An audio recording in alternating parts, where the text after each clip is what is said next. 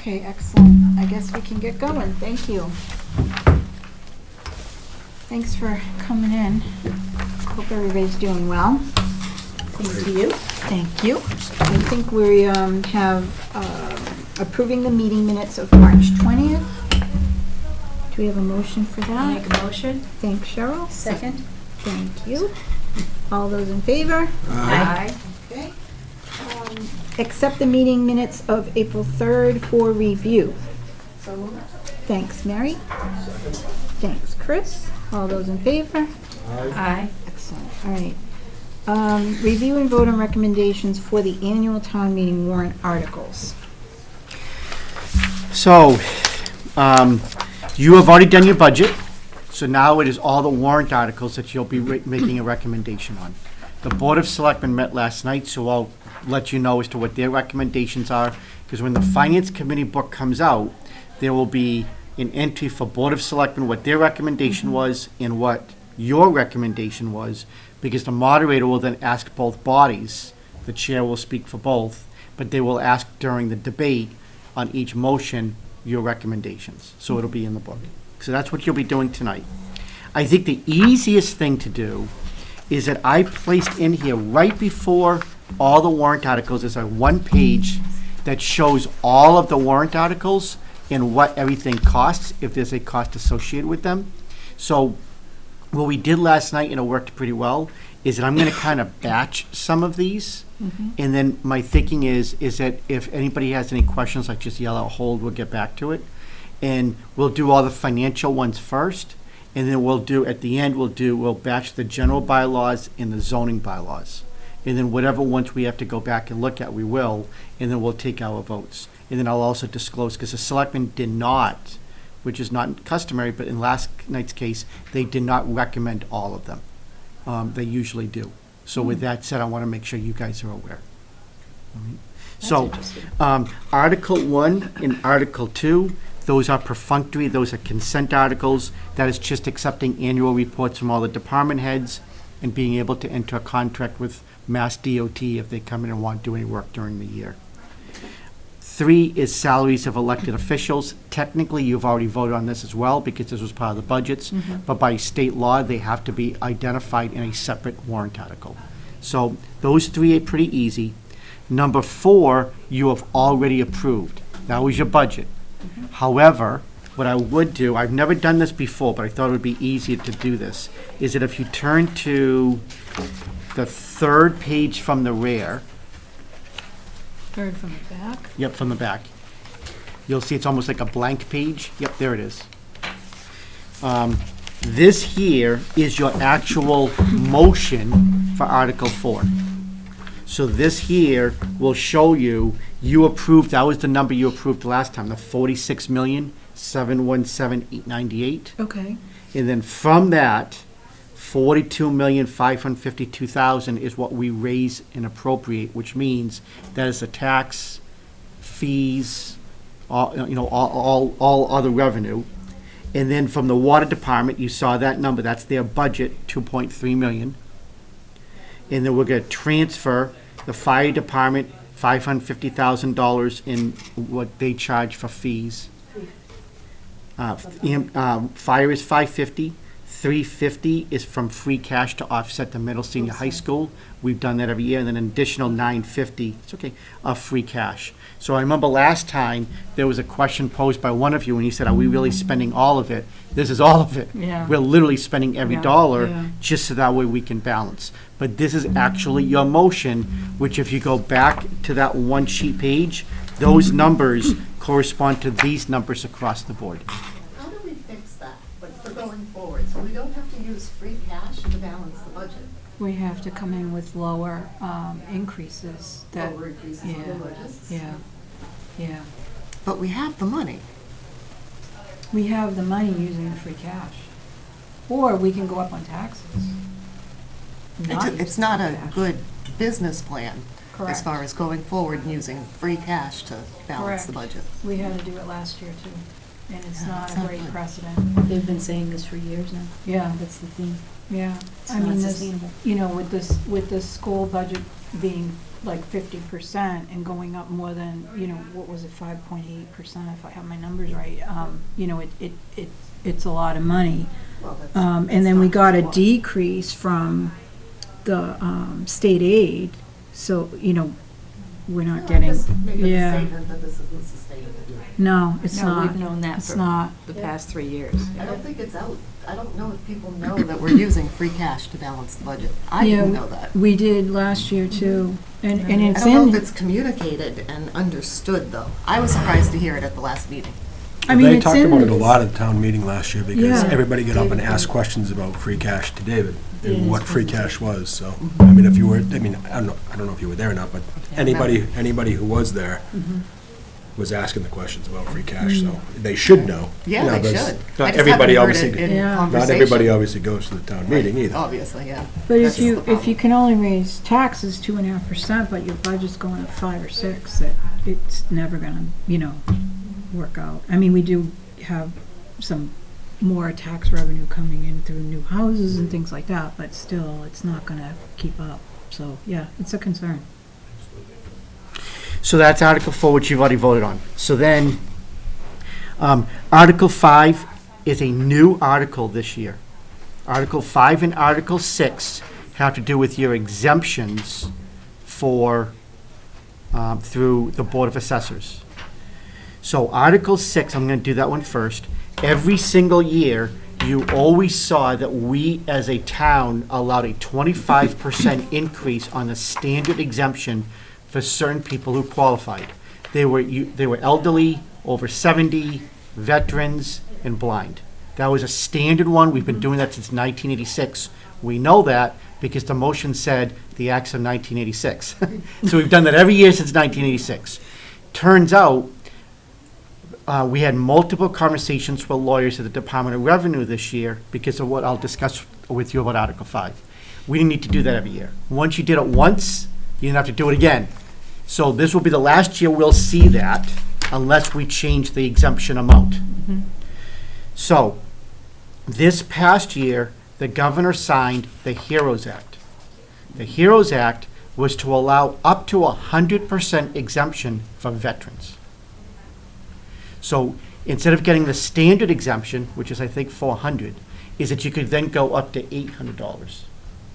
The issue is that under the acts of 1986, all of the exemptions have to be consistent with each other.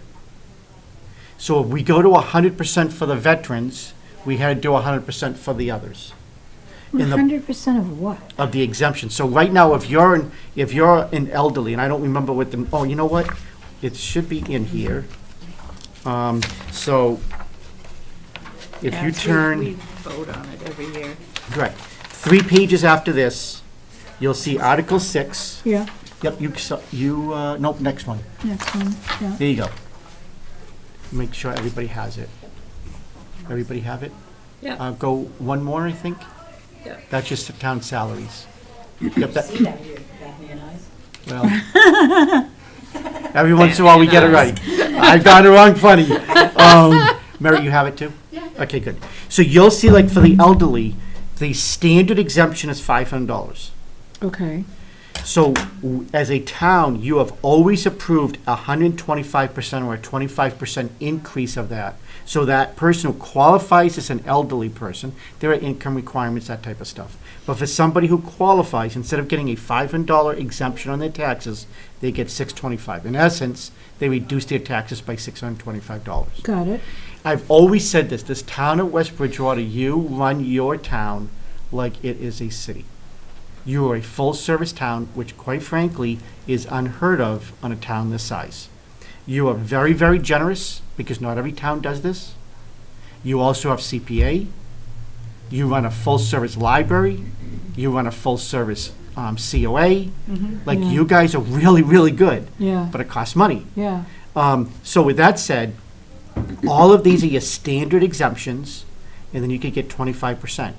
Under the acts of 1986, you could go up to 100%. But if you did it for one, you had to do it for all the others. Everybody, yeah. The HEROES Act now passes, but it's a standalone exemption provision for the veterans. which you could have already done under this. Okay. So the issue is that by increasing the exemption on the veterans beyond 25%, you would have to do it for all the others. And nobody wants, we can't afford to do that. The assessors put together a sheet, and I think over 3 years, it was like $36,000. Like, it just continues to accumulate year after year after year.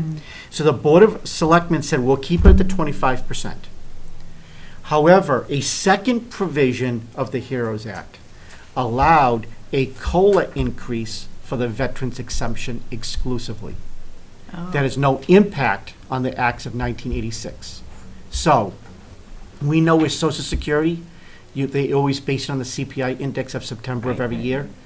I don't know exactly if that's how they're going to do it, but let's use that as the example, is that if the CPI index is 3%, then the veterans, which is 400, would be 400 times 3%. Right. So they would get in that case, they would get $412. So Article 5, But aren't we being more generous, giving them 500? so you would get, and then you would still get the 25% on that. Oh, Because gotcha. we'll continue to accept Article 6. Oh, I got you. So the only difference is that by doing Article 5, which is the COLA increase, is that veterans will get the benefit of a CPI annual index to inflation increase. And then on top of that, they will also get the 25% increase as well, consistent with all the others. Okay. And that cost us about $1,500 a year. So Okay. it was reasonable, and for what veterans have done, we all thought that was the right, the board thought that was the right thing to do. And So- so are there income requirements tied to all of these? Yes. They are? Yep. Okay. There's income, but there's also, like, you have to qualify, you can't just be a veteran, there's also other things you have to, there's Oh, I didn't other realize that. qualification metrics to it. So, not everybody gets it. So, that's why, quite frankly, it's only $1,500. Yeah, right. Obviously, if you have more people move in that qualify, that changes over time. So, under the HEROES Act, what we're gonna be looking to do, or the board put on, was to increase on Article 5, the COLA for veterans. That would increase on an annual basis. So if this year it's 400 plus 3%, that's 412, and then times that by 25%. Mm-hmm. Next year, the underlying exemption is 412. Mm-hmm. So if it's 3% again, now it's gonna be like 425 times 25%. Yeah. And because of that, we don't have to go and do it every single year anymore, Okay. all right? Is someone gonna be tracking that year over year? Or The is it assessors do. Oh, they do, okay. They already do that, yes. Oh, perfect. So So it's they- not adding a step anywhere. Nope. So they'll do it, and then that means every year going forward, once this passes, assuming it all passes at town meeting, is that this will benefit veterans, and it will continue to benefit everybody else that qualifies, but then we will not have to vote on it next year. Yeah. Okay.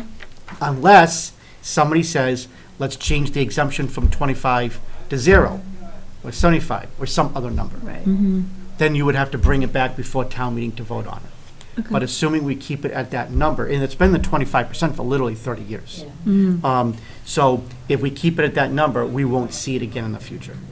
Sorry, I know that's long-winded, but this took like 4 phone calls with the DOI lawyers.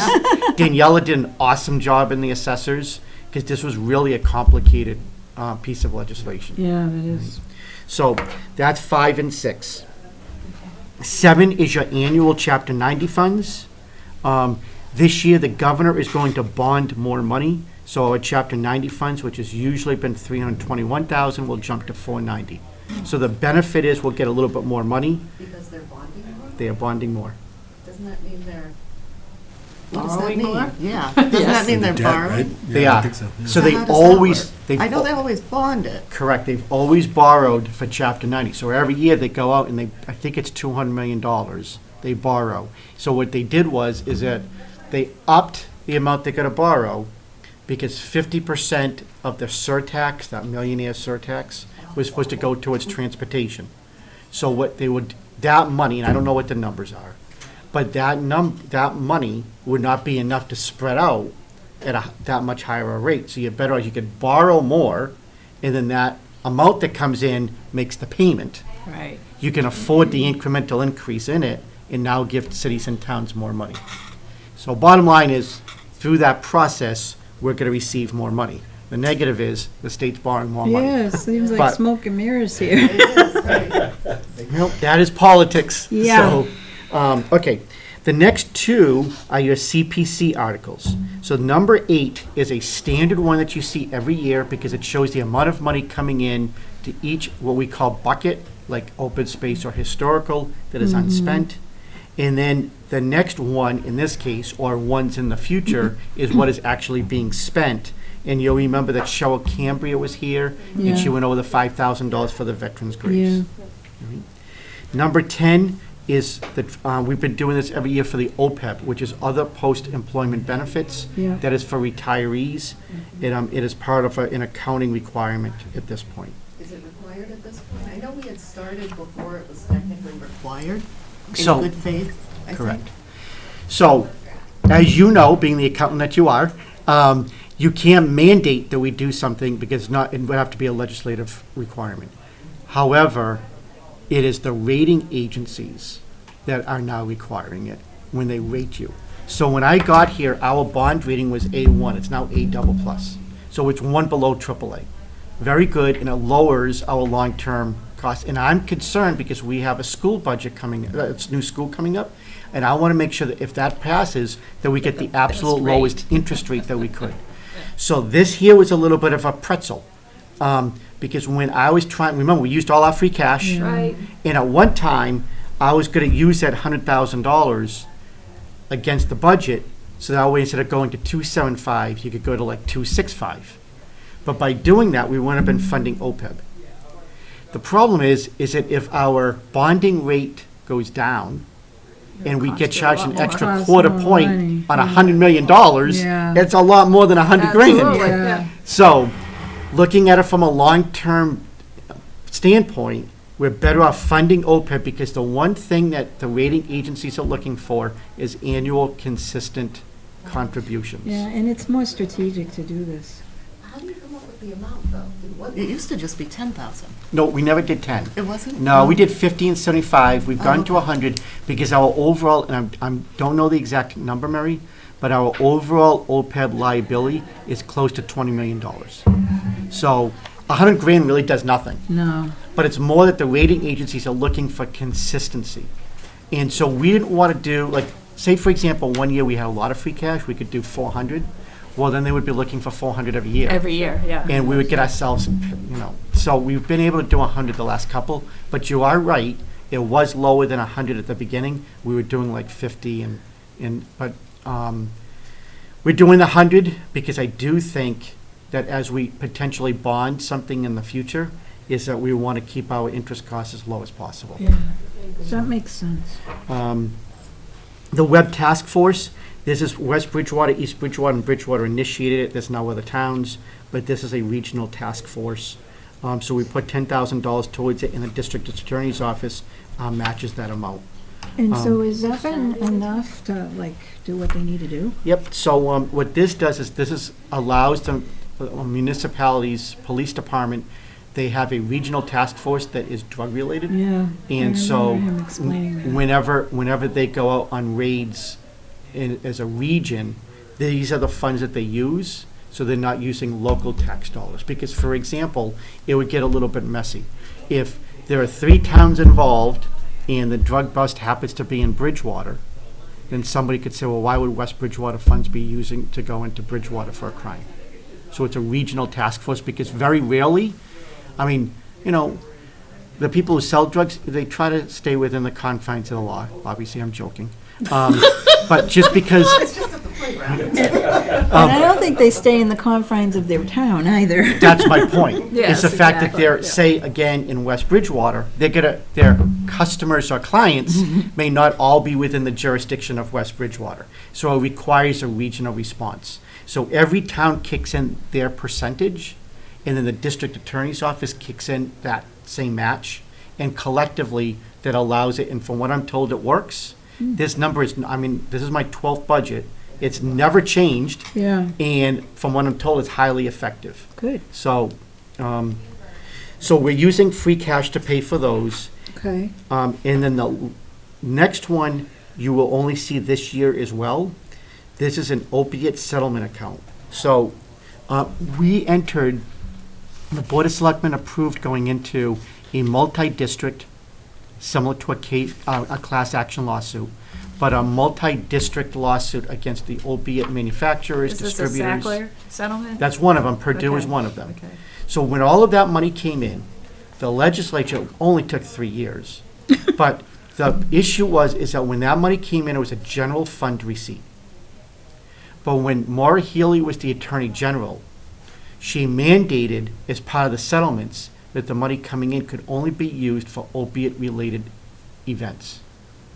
So it's a general fund receipt, which means that when a general fund receipt comes in, if we want to buy a police car with it, we can. Well, you can't with opiate funds. So the money had to come in and just sit on the books. And it sits in our free cash account.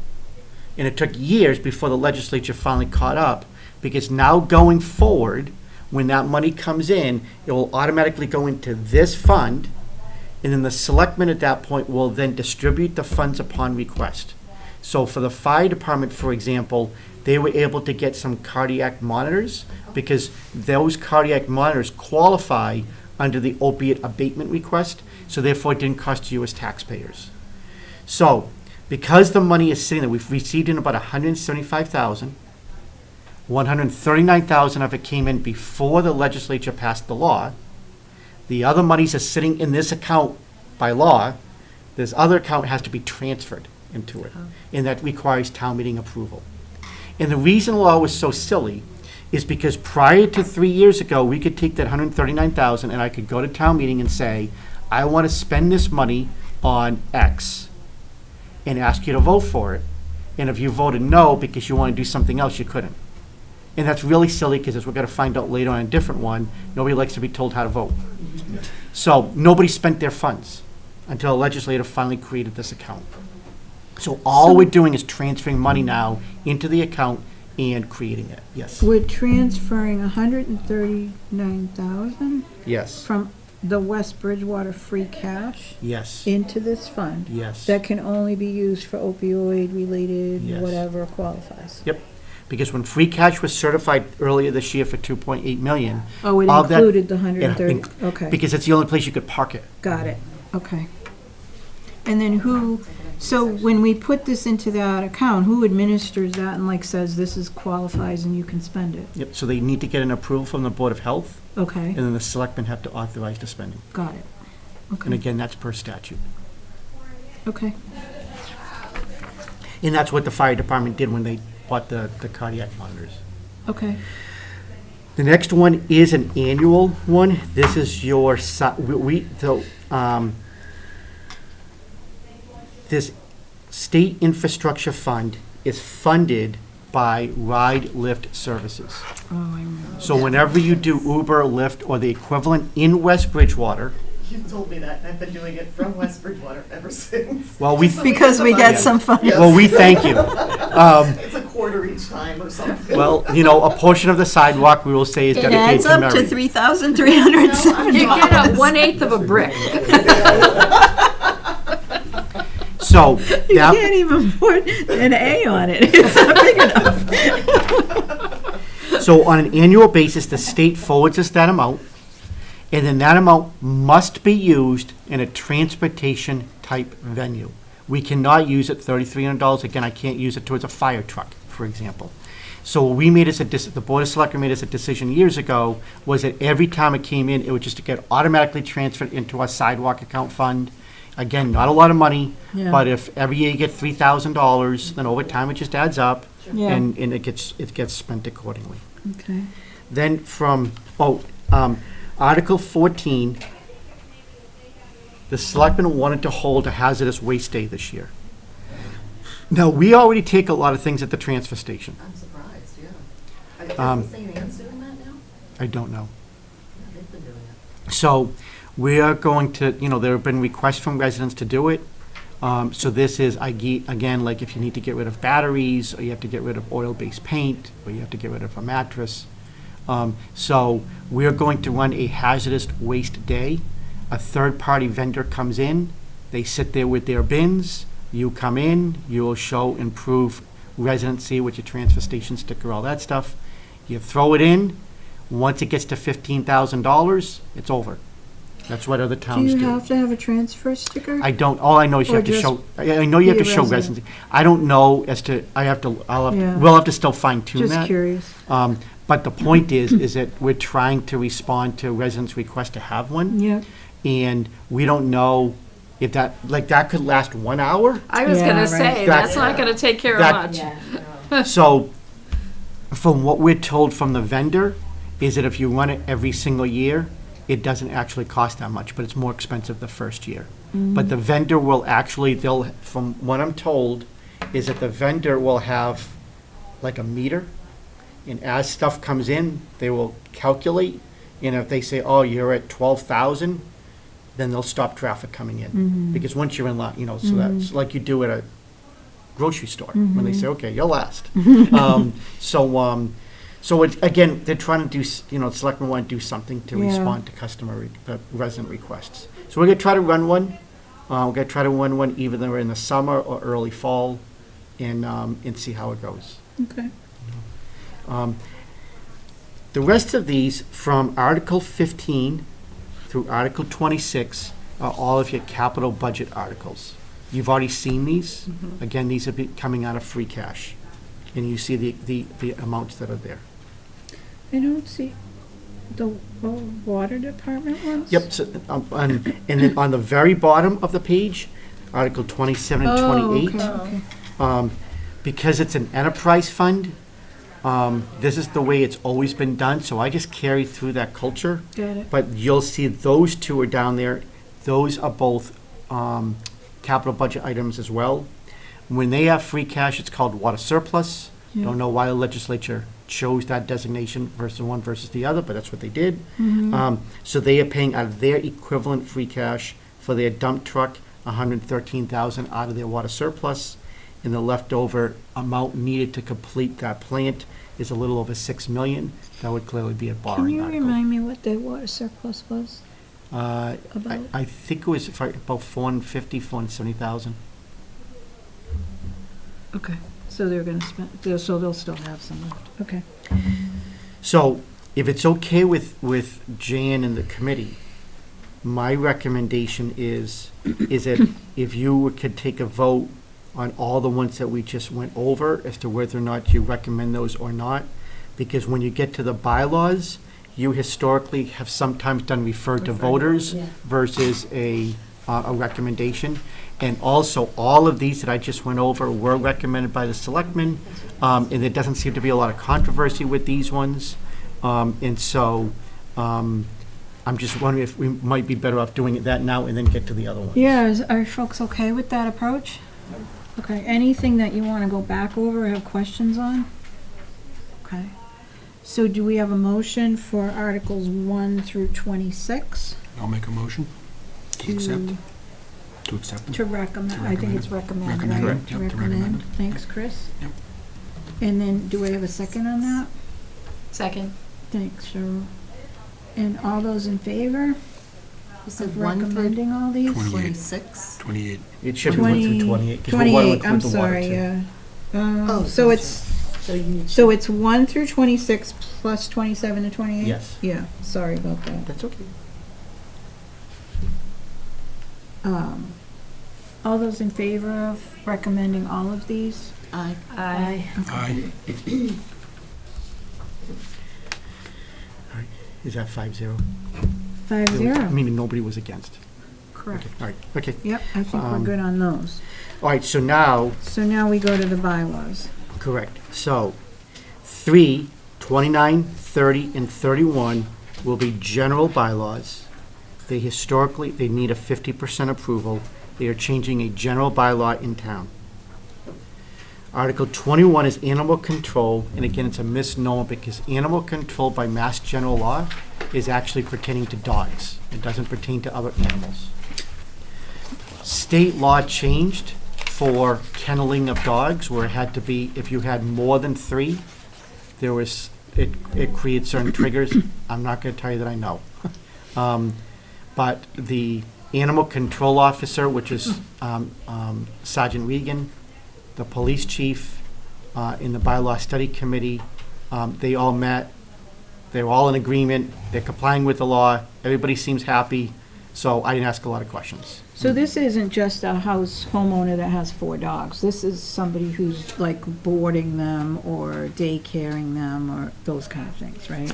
I think that's a fair assumption to make, but again, I don't want to say the wrong thing. I don't know. I don't usually get involved in general bylaws because of Yeah, the and this people. one really doesn't seem to have like a financial impact, right? It would not have a financial impact to the town. That is correct. Okay. Okay. Any And other questions on this one before? Okay. the So next, do you recommend we vote on all these at once, or your do them choice. one by one? What do folks think? Yeah, maybe we Okay. should vote as we go. Go for it. So do we have a motion on 29? So moved. What- So are we recommending it, Oh, or I'm are sorry, we you're right. referring it to Refer to voters? voters. Refer to voters, Refer to yeah. voters is what I meant. So that's the motion, is to refer this to voters. Do I have a second? Second. Thanks, Chris. All those in favor of referring this one to voters? Aye. Anybody opposed? So that's 5-0. Okay, perfect. All right, stormwater management, this is from the Conservation Commission. This one I do know a little bit more, only because without referring to the incident, there was an incident in town that triggered it. So, right now, if you disrupt 5,000 square feet or more of soil, you have to go to the Conservation Commission, and the Conservation Commission then makes sure that you are not going to have stormwater runoff or water runoff from your land to impact any of your neighbors. So that's been in place for some time. What we have found is that some people like to do 2,000 and 2,000 and 2,000, and then it doesn't trigger for one event, but when you put it all together on the same property, that it would, and there's been impacts. So as a result of that, what they have done is they have lowered it down to 2,000. And what does that mean, disturbance? Like, what would be an example of this? So I Like, I think, assume not planting a garden. no, or, no, you no, know. because No, I it'd would be be, like digging a hole for a well, swimming pool. it'd be putting a or- foundation in. Yeah. Oh, okay. Yeah, you're putting in a new garage, Yeah. or you're putting in a barn, or you know, but again, it would have to be 2,000, so that'd be a decent-sized barn. But no, I mean, unless you really do a major garden, I mean, 2,000 square feet, It's pretty big, that'd be a right? pretty large garden. Yeah. So, Well, So we with are that- a right to farm community. so correct. could be. So again, this doesn't mean that you can't do anything, it just means that it triggers review to make sure your neighbor is not impacted by Okay. stormwater. Okay, That's a Conservation Commission. okay. So, do we have a motion? This, again, feels a little bit like a refer to voters to me, or Make a or motion. financial impact, To right? refer to voters. Okay, thanks, Mary. Refer to voters. Do I Second have a that. second? Thanks, Chris. All those in favor? Aye. Anybody opposed? Okay, so that's 5-0. Okay. In the last general bylaw, you've already reviewed. What's this one? This is in reference to the appointment of the Finance Committee. Oh, yes. So, So we already voted on this one to recommend To this, go right? forward with this verbiage, yeah. so because it impacts your committee, you could still do refer to voters, or you can do it to recommend. It's your choice, but I'm just saying this one actually has an impact on this committee. Yeah, So you may want to take a different approach, but that's your choice. okay. So do we have a motion on this one? This is a financial impact, so I'm leaning towards refer to voters. I don't know, that was just my first thought. Yeah. I was leaning towards recommending it, because I think we. Me too, because it does. So where's the financial We impact? did vote on this, did we? There is none. There isn't none. any. There's no It's- financial it's- We voted That's on what it. I You mean. did. Yeah. I mean, Chris is technically Yeah. correct. You I guys, thought we did you guys have already. already voted to be in favor of it. Yeah. Yeah, So we can either, if you want to accept that as your recommendation, because you've already done it once, you want to take your choice. I don't, it's your committee. Yeah, I mean, maybe to be clear, we should do it again, just, so I'd like to move to accept the recommendation from before, So really, it's a motion to recommend. So I'd like to make a motion to recommend. Okay, I'll second it. thanks. So Sue and Cheryl, and all those in favor? Aye. Anybody opposed to recommending this? Nope. Okay, so we're again unanimous 5-0.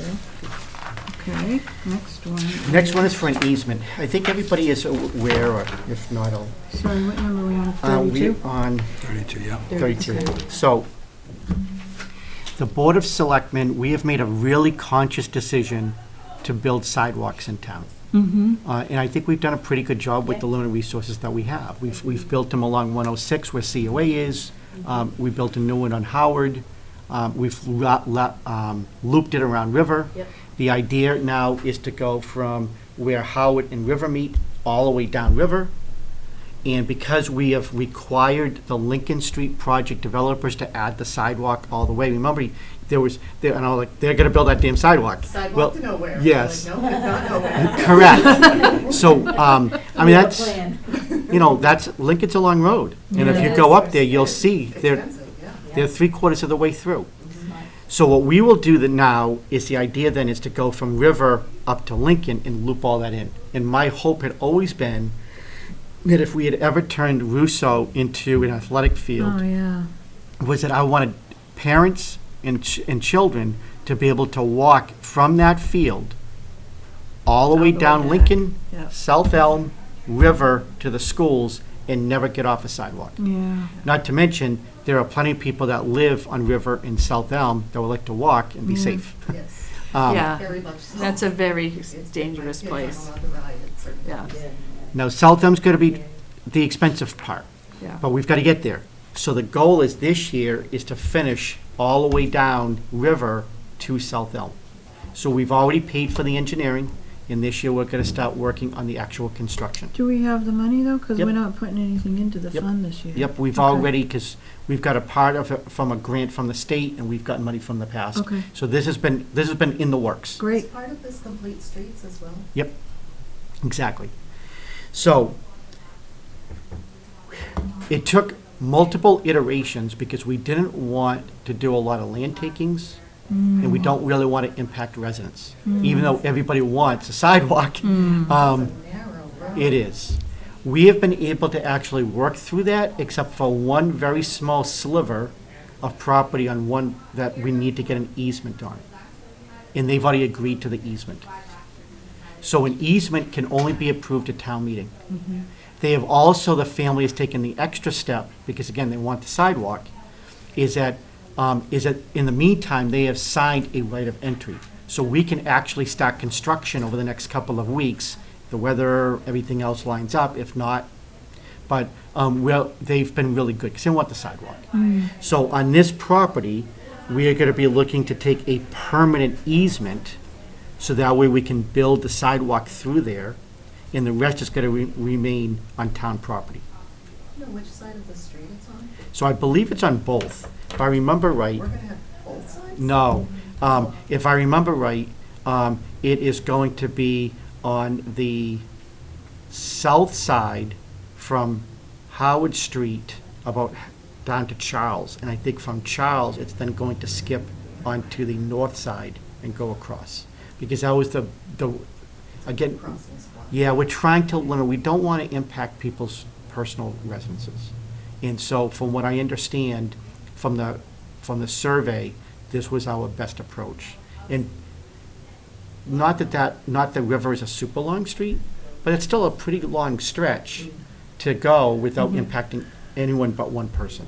So I feel like the DPW and the engineer and everybody working together did a pretty good job of trying to make sure they didn't impact. So we're only impacting one person. And we don't have to pay for this? It's, Nope.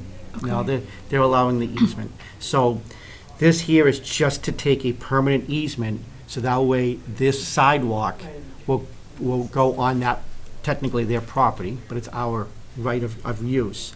And this is not uncommon. A handful of years ago, when we did the sidewalk on Howard, we had to do the little ADA ramp, and when we did that, we impacted somebody there, and so we had to do a permanent easement there as well, and they allowed us to do it. So we're just doing the exact same thing. So again, this one doesn't have a financial impact, so does this feel like a refer to voters one? I would say.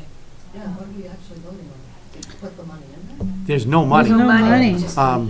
It just allows the Easement. town to Oh, do yeah. the action. I mean, Yeah. the- Probably a refer to voters then. You can say, the only thing is, I think that everybody here would agree that having sidewalks is good. Yeah. So I don't know, my feeling is it might be better to say we're recommending, because it doesn't cost us anything, and we're making sure that we're getting a sidewalk. Yeah, Um, that is a good way to look at it. But your choice, It's again, free.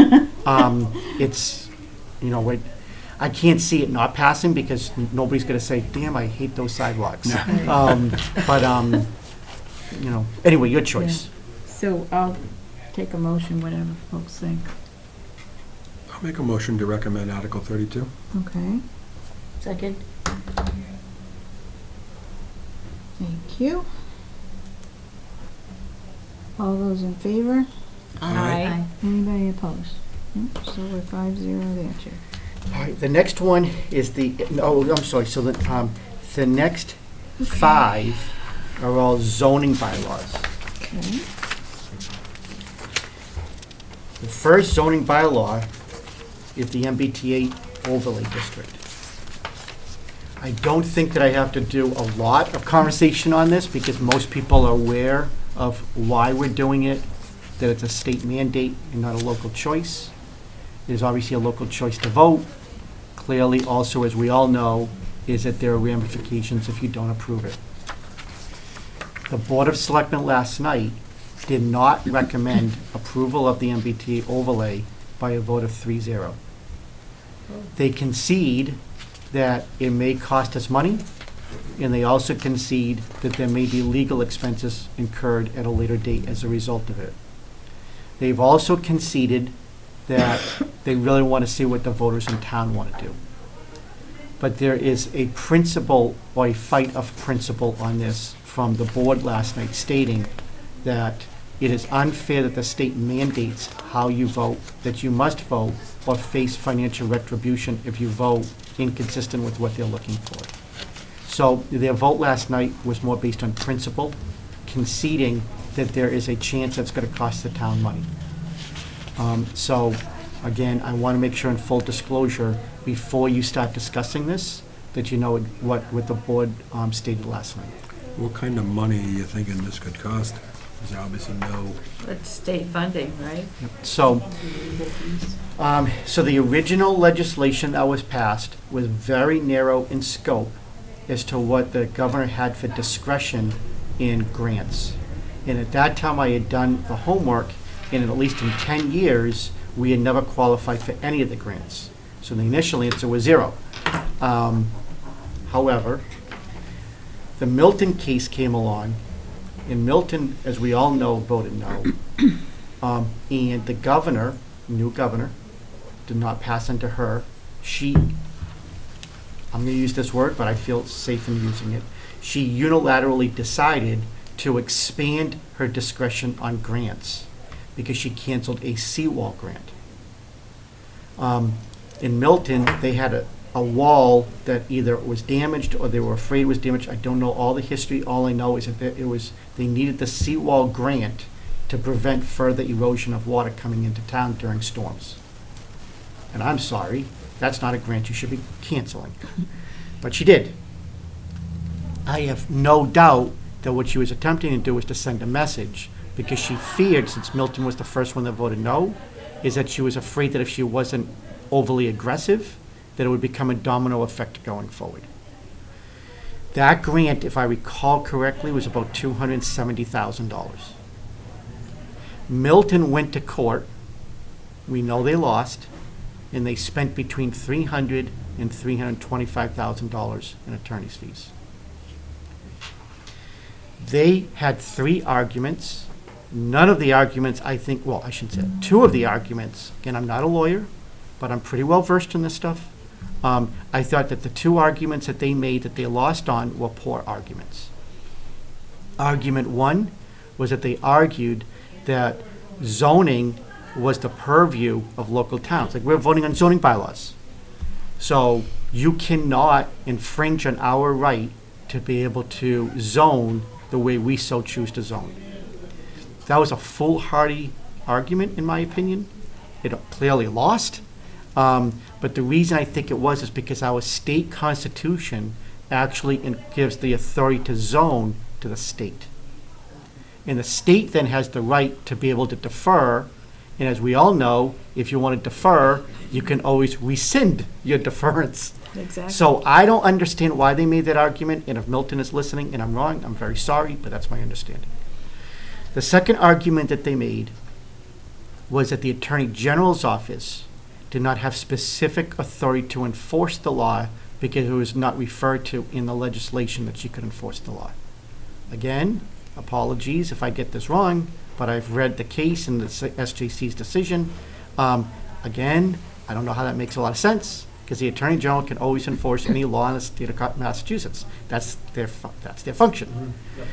The third one that they actually won on was a procedural matter, was that the state had not followed its own legal process in rolling out the law, because you have to do it through notice periods and all that. So the state then said, oh, well, we'll just fix that, and they passed an emergency law that allowed them to do it in 30 days instead of the usual 60, Right, 90, that's what 80. So it was, I mean, they won, but they lost. So that's what they used.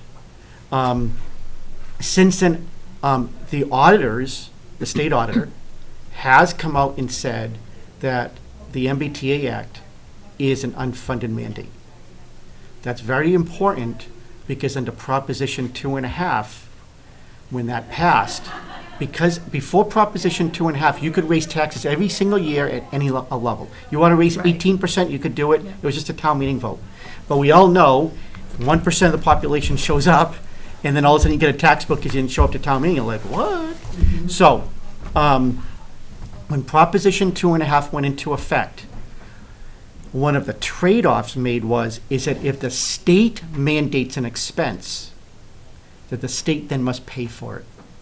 Because it would be unfair for the state to mandate an expense and you still have to stay within 2.5% of your levy. Right. And that fell to the auditor to make a determination. Well, this state auditor has made that determination, and the legislature and the governor is saying, too bad, so sad. So they are not seeing it as an unfunded mandate. That will probably end up in court. Between the auditor and the governor? Yes. Interesting. That is interesting. Well, I'll give you another example. We all voted in November of last year Exactly. that the auditor could audit the legislature. Yeah. The legislature said buzz off. It only carried 65%. And that is eventually going to end up in court too. Or, in my opinion, I probably shouldn't talk politics on this, but in my opinion, unfortunately, is that we're a one-party state. Her term is up in a year. They will say, guess what? We're going to run somebody against you and primary you, and we'll get somebody else in office, and they'll come up with a different decision. Again, all speculation on my part. But politics is politics. So there is some meat on that bone, is that if the state, if West Bridgewater and other communities wanted to argue that it's an unfunded mandate, but then you would have to, at that point, identify what the actual financial impacts are. The auditor, in her finding, is requiring the state to identify those impacts, and the state has not obviously responded. So my guess is if we were to file a suit using that as the premise, we would probably have to identify what the actual impact is. And I hate to say, I don't know how you would do that. It's difficult because you don't know, I mean, on the surface, you would say, well, you have to build all this extra housing, its impact on the schools, its impact on the fire and the police and all the other services in town, but it would be hard to quantify that. So, using the Milton case as an example, could we spend a couple of $100,000? Sure. The one other caveat is that last fall, the legislature passed a supplemental budget bill for FY25. And in that supplemental bill, they expanded the discretionary authority of the governor as to what grants she can say yes to or no to. Oh, boy. So could this potentially, just throwing that out there, if we vote, if we as a town voted this down, could it impact the school money if we, with the school building? Is that included in there? So I think a strict reading of MSBA, the answer would be no, because the MSBA is supposed to be a quasi-independent agency of the state. However, we're seeing at the federal level Yeah. that there are independent agencies that are being impacted. My fear is that, look, I've always said this. I don't care if you're Massachusetts that's blue or Florida that's red. When you are overwhelmingly one party, then there's not enough compromise, and therefore one party gets to overly dominate. So in this case here, I could see where they eventually just continue to give the governor more and more discretion on maybe Chapter 70 funds. I mean, again, I'm not saying that they've done that. Yeah. All I'm saying is that I It's a don't think risk. that there's any limit, because they're all part of the same party, and quite frankly, they all have the same belief. So, right, wrong, or indifferent, they have the votes. So, to answer you, it's hard for me to quantify that, but I do think it would be easy. Look, you just passed, I'll give you a real example. You just passed Article 15, DPW match state grant Southbound Bridge. Remember, we're spending $479,000. The state's giving us $479,000. That's a grant you could probably cancel. You could be putting those things at risk. Correct. The bridge on, is it Arch Street? Is it Arch? Okay. So the bridge on Arch Street, that's, I believe it's a, Forest or Forest? Is that Forest? oh, maybe it's Forest. Are you Anyway. talking about the old one about? The one that's closed right now. Oh, that's Closed for Forest. like Okay, 10 Forest, years. yes. So Forest, so that one there, that has already been approved at the state to fix and repair. And that's about, 29. yeah, but it's a $6 million project. And none of that money's coming from us. Does that become at risk? I can't answer the question, but I can tell you, I think all of it is potentially at risk. Well, bottom line, that's like extortion. Mm-hmm.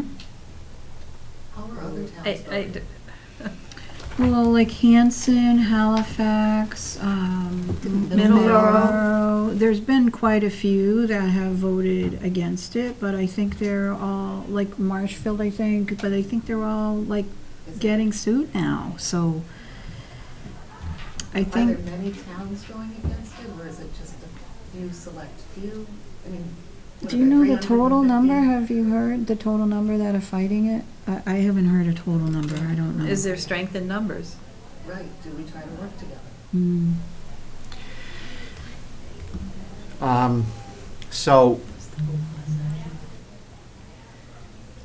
So there have been discussions, of which I've been in the room, to have municipalities work together. Although I would love to tell you that that is a very cogent approach, I can tell you that is probably not going to become a fruitful approach. For better or worse, municipalities are run by selectmen that will ultimately make a decision based on what's right for their town. And I'll use Middleborough as an example. Middleborough has already cut a deal. So if you partnered with Middleborough, and now all of a sudden the state cut a deal with Middleborough, Middleborough's out. So now next time they cut a deal with Rentham, Rentham's out. Yeah, right. They don't stick together. We just don't. No collective. And as a selectman, I can't fault that thought process. You were there, you know. You can't sit there at Market Basket and argue, we're doing what's right, and we're gonna spend money because we can't watch Hanson go down in flames, and they're gonna be like, cut a damn deal and get West Bridgewater out of this. That's all I wanted was ketchup at Market Basket. Yeah. So, I can't, that's just part of the process. Yeah. So it's very hard to bind together. Most communities that have passed it, not all, but most communities that have passed it, I'm gonna do something I don't like to do. I'm gonna offer opinions mixed in with some facts. I always just try to stick with facts. Factual, most of the towns or cities that have approved it are inside the 617 belt or that are adjacent. Fact, most of them just, all they did was they just drew a box around high-density areas. Yeah. So, for example, you're Newton. You're built out. You don't have farmland. Yeah, You've out Cambridge. Right. Where are you building? right. So it was easy. Yeah. They said, sure. We're going to take where there's 12,000 residents living in a half a square mile, and we'll make that our MBTA district overlay. Done. So what that requires is a developer now, by right, can knock down those existing housing and put in new housing. But it's already, And it's not going to be an impact to the city, right. and probably not going to happen because it's expensive to knock down to rebuild. Opinion. This is why it is disproportionately affecting South Shore communities, because you have available land. Land, yeah. Opinion. I think that the legislature knew that. Because understand that because your legislature, and not every state is like this, is based on population, 40% of your legislatures live inside the 617 belt. So there's power in numbers of communities that are not directly impacted. I represent Quincy. It's not going to impact Quincy. I'll easily vote for that. So West Bridgewater has to develop 15 acres. They got the farmland. I don't live there. I don't even know where West Bridgewater is. What does it matter? So, Sounds exactly right.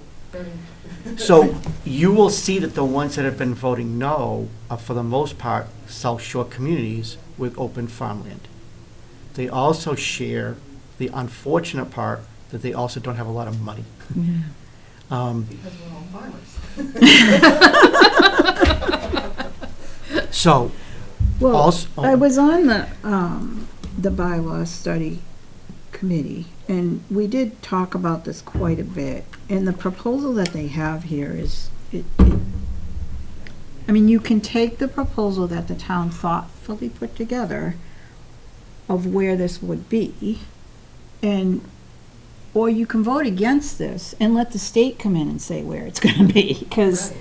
at the end of the day, I'm just not sure that we would be able to win. It's in the devil, yeah. yeah, so you took the words out of my mouth from this standpoint, because again, in full disclosure, because this will come up at town meeting, I want everyone to know what we've done. We have always taken the position to try to put the town in the best position as possible. Opinion. I think this law stinks, because I want to make sure it's a family-friendly show, so I'll Yeah. use that word. I think this law stinks. I think it's unfair.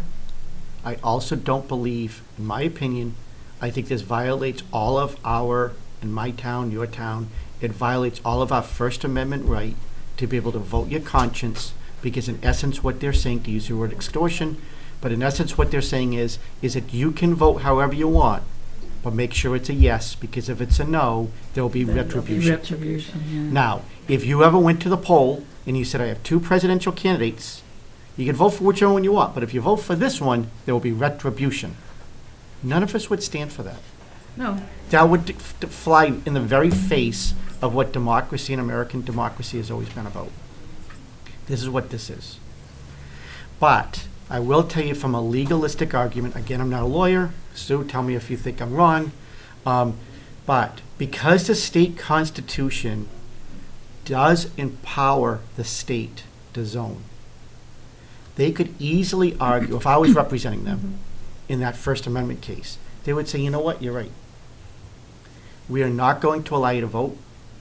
We're just going to zone it.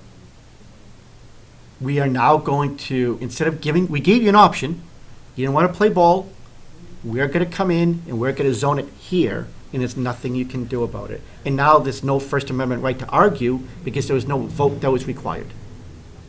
They have that authority. And they may pick a spot that might not be the best for the town, right? Well, sure. I mean, They can do that. So what we did, again, I don't like the law, I don't think that it's fair, all of those caveats, but trying to put the town in the best position, especially after the Milton case went the way that it did, which we all knew it would for the reasons we discussed last meeting, is that there are metrics that you have to use. It's part of a software package that the state provided us. And there are metrics, because it doesn't just fit anywhere. It's based on land, it's also, so you have to fit so much for density and the square footage. And we identified about 11 or 12 areas that are potentially could fit. But each one had a little wrinkle or a little problem, all of that. The best parcel that we could identify is the parcel that we've already disclosed, which is where Ramco Stakes is and where Mallory Headsets are. It's the combined parcels. Mallory owns 2 of them, Ramco owns the rest of them. I think it's 9 total parcels, so I think it's 7 and 2. So having a conversation with Mark McLeod, what Mark said he would do if this passes is that he would build there, but he would do it as a 40B project. Understand that one of the negatives to the MBTA is it does not require it to be affordable units. So they just want units. There is a local provision to allow 10% of them, which we did. That was a last-minute change at the legislature. But think about this, is that they could have been all built in $1 million. They could be all million, right? So, again, trying to put the town in the best position that we could, is that having a conversation with Mark, we have an agreement that if he chooses to build there, even though he is not mandated by law to do it, he would do it as a 40B. So it's apartments, either way. This complies with MBTA. This complies with MBTA and 40B. And if we have to build, or we have to allow for 143 units. He builds 143, we now get to our 10% cap for 40B. That means we do not have to do another 40B project until into the 2030s, because it is always based on the 10-year census for housing. So that new one will come on 2031. So my thought process, and when bringing this to the board and they understood, is that when you hear what I'm saying without listening to the rest, you get immediately upset. But then when you're like, well, wait a second. So I could comply with MBTA, and I could comply with 40B, and now the next 40B would-be developer cannot build in town for 6 or 7 years at a minimum. So that helps. If we don't do it that way, then we do the MBTA and it passes. Somebody else could just come in and do a 40B and you've got both. Right. So that's why I like this. Exactly. Other part, because again, I want there to be full disclosure.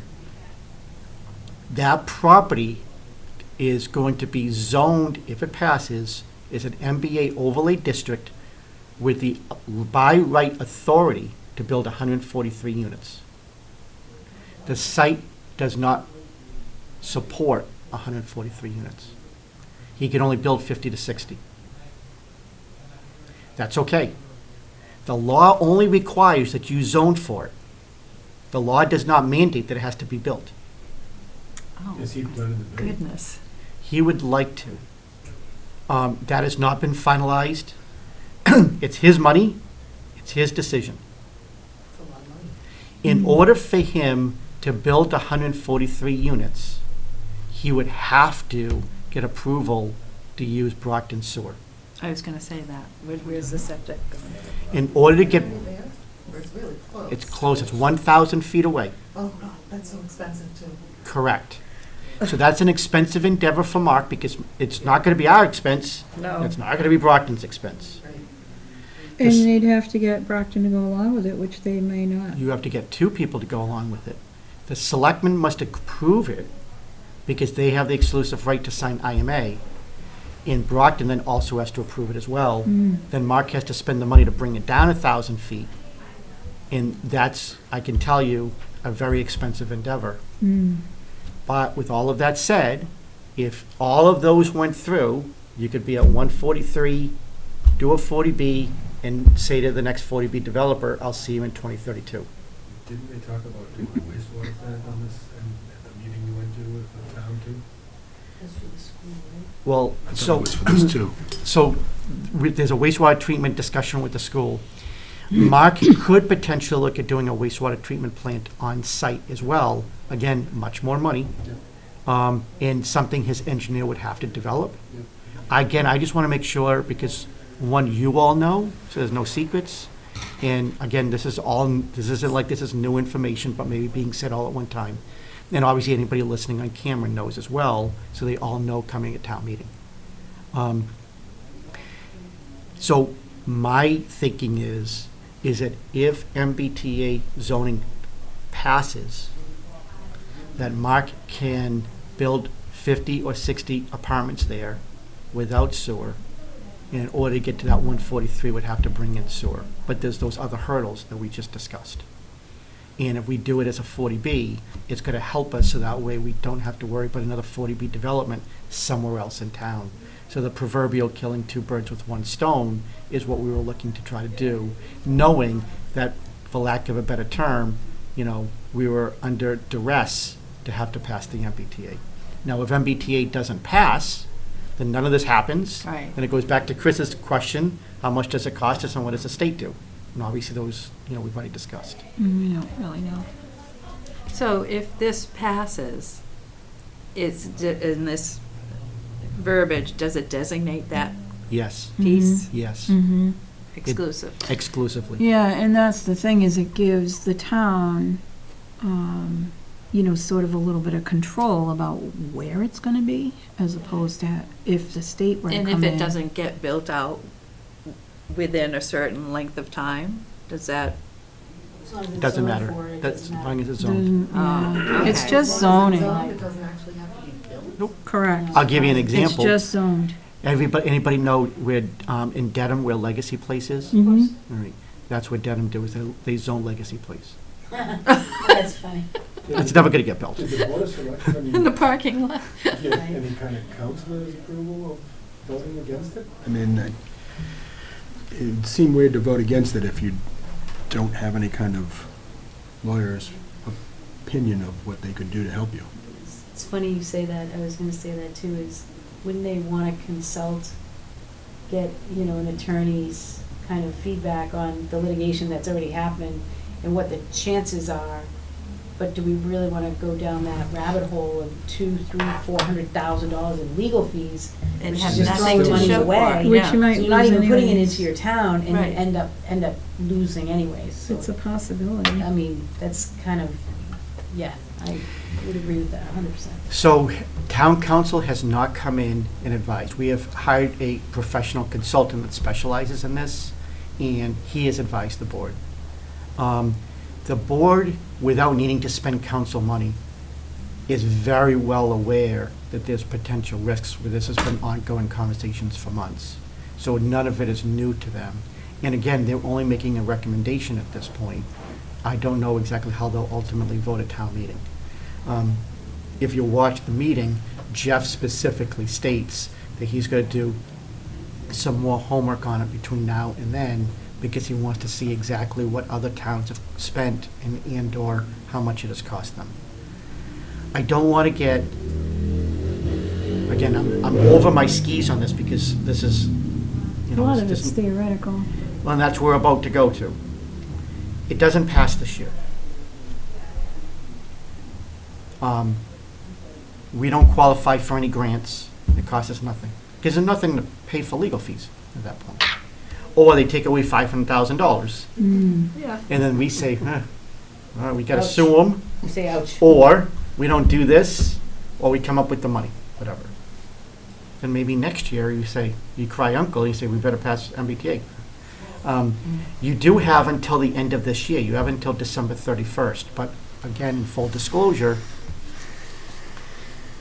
I did advise the board that I would hate us to say no at this meeting, setting ourselves up just to bring it back in the fall to say yes. Exactly. Again, that's your option, because you'll be compliant. You have to be compliant by the end of the year.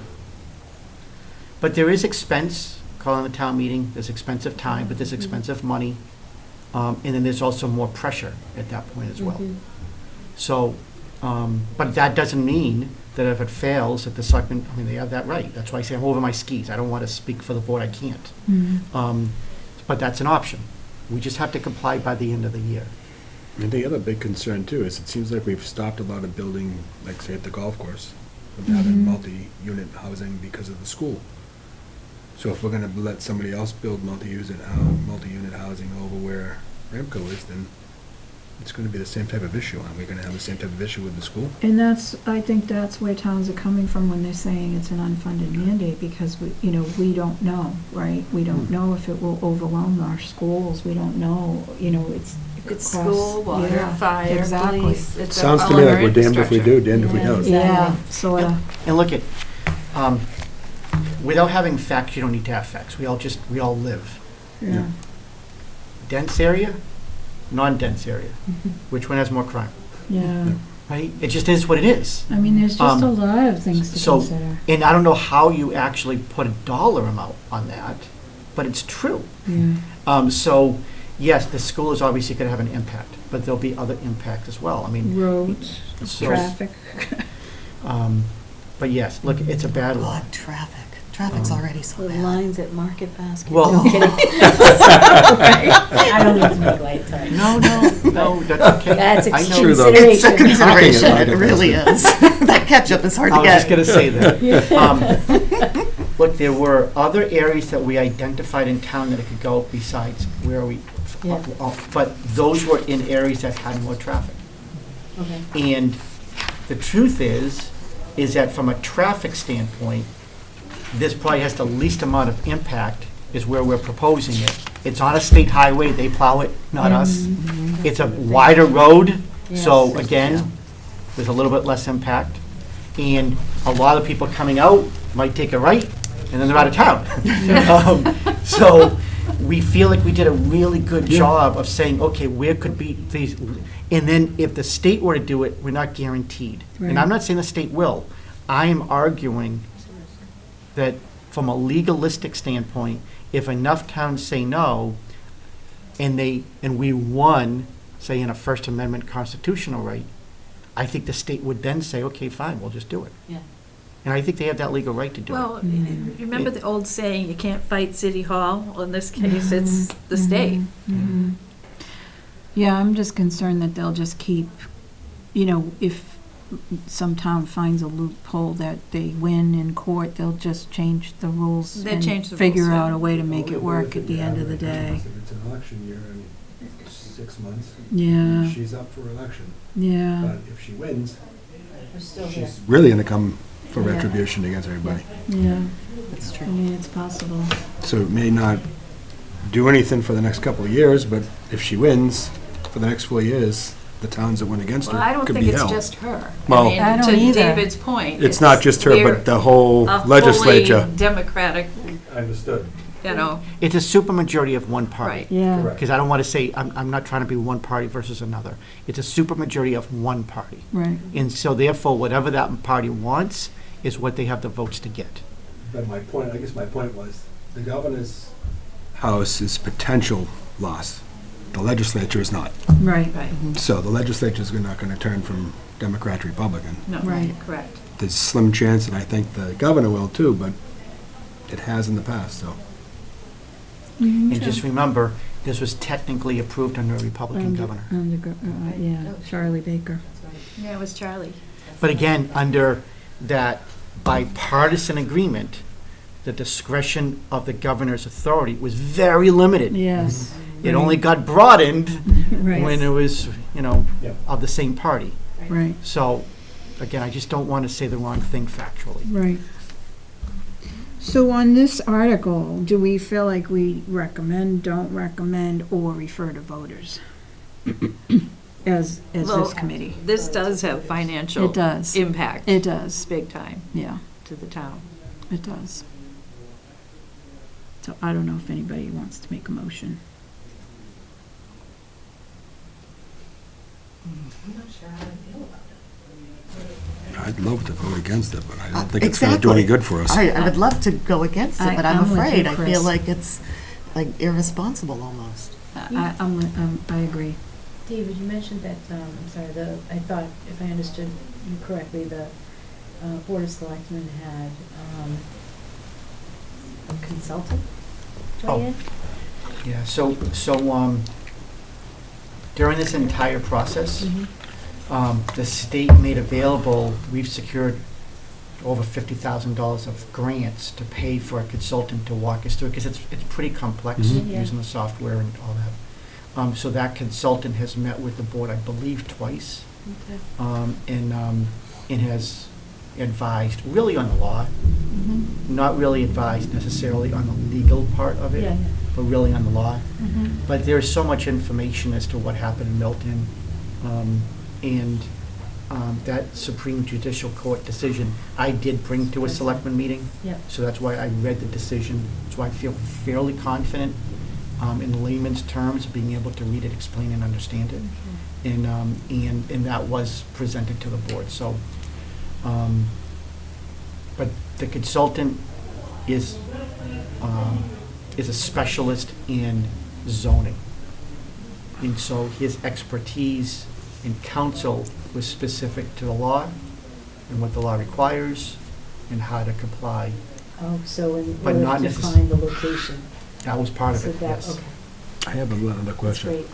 If a Okay. project of this size, if we approve it, and this guy decides to move forward with doing something, what is the time frame for a project that size to try to build it? I think I'm purely guessing, but if he does it under a 40B, that's by law, it's a comprehensive review, which means he does it through the zoning board of appeals. He doesn't have to go to multiple different boards. Probably under 6 months for permitting. That's after he does design. So I don't know, if he has it designed, he could he could file. If he hasn't, that might take a year. And So then, it could happen quick. well, Unlikely.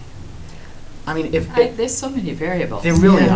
are. Yeah. There If we really vote are. no, and the state comes in and says, we're gonna have to put you in a different area than what you've chosen, So. there's no guarantee that we're ever gonna have to build there, though. Am I correct? Correct. I want to make sure you know, there has been no precedent at this point that the state has said that they're going to come in and mandate where the zoning is. I'm saying that, in my opinion, is that right now what the state believes is they have a big enough carrot by saying we're just going to curtail your I funding. get it. But if they were to lose in court, my opinion is if I was the governor, I would say, okay, I could just do this by right, and I'm going to pick that area because the state constitution gives me the authority to do it. I've seen and heard nobody in Boston choosing that as an option. I just believe that if we want to really play out to the end game, that that's probably where you end up. But my guess more of my point was, if we decide to move forward with letting Ramco, we approve it, Ramco then can build there. If they do, which it sounds like that might happen, they could just move forward with it right away. Yes. If we don't approve it and we fight the state a little bit on it, You buy they some can't time. force you to build.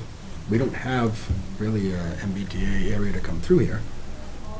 I mean, Nowhere do they force you to build. yeah, so I mean, it It's- might never get built, ever. It might never get built.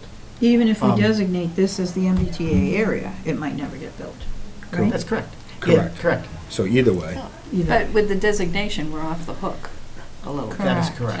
That's the bottom well, line. the designation, you're off the hook with the state, but you're Yes. not off the hook with the person who owns the land that might build on No, it. correct. But that land might never be built on, Yeah, it'll get sold eventually. Somebody would. but then the town still has control over that, do they not? The zoning and everything for it? No, because that's what you're doing, is you're zoning to give them by right the opportunity to build up to 143 units. I understand that, but if we don't vote for it, Oh, if you don't vote for, yeah, then the district doesn't exist. so then technically, if the requirement to build there never happens, or the requirement to build in town never happens, then nothing ever gets built. Well, but I think what we're saying is if we don't designate an area, then we are not in compliance with the state. And we're we gonna could be legal risk some fees. grants Yeah. Understood. at a minimum, but they could take further action. And we might end up in a lawsuit, we might have to spend money for that. Like, there's other repercussions that we I get it. don't know, but could anticipate. And then above and beyond that, where, the reason I approached it the way I did, there is nothing anybody can do right now if up on Copeland Street, Mm-hmm. somebody said, I'm gonna build 150 40B units. Can't stop it.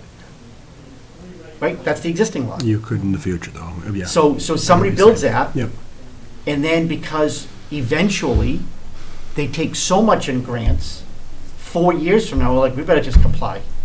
So now you create a MBTA zoning, and so you have that 40B plus this other non-40B MBTA apartment, 443 units. Basically, it's just a big mess. It is a big mess. That's what it sounds like. I mean, look, I think it's good that we're working through all these scenarios, because I think all of us are gonna get peppered with questions at town meeting, and, you know, the old saying, they're gonna be killing the messenger, because nobody here is sitting here saying, yay, we want, none of us are saying that. But I think it's good that we're working through all these scenarios, so we all know them, and again, the people, there's 25 days between now and town meeting.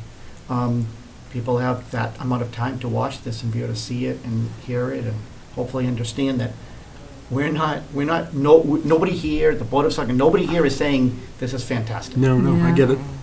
Well, and most everybody in town is here for a reason. It's because of the quality of the life or the rural feel, and nobody wants to be told that you can't have that. We need that space.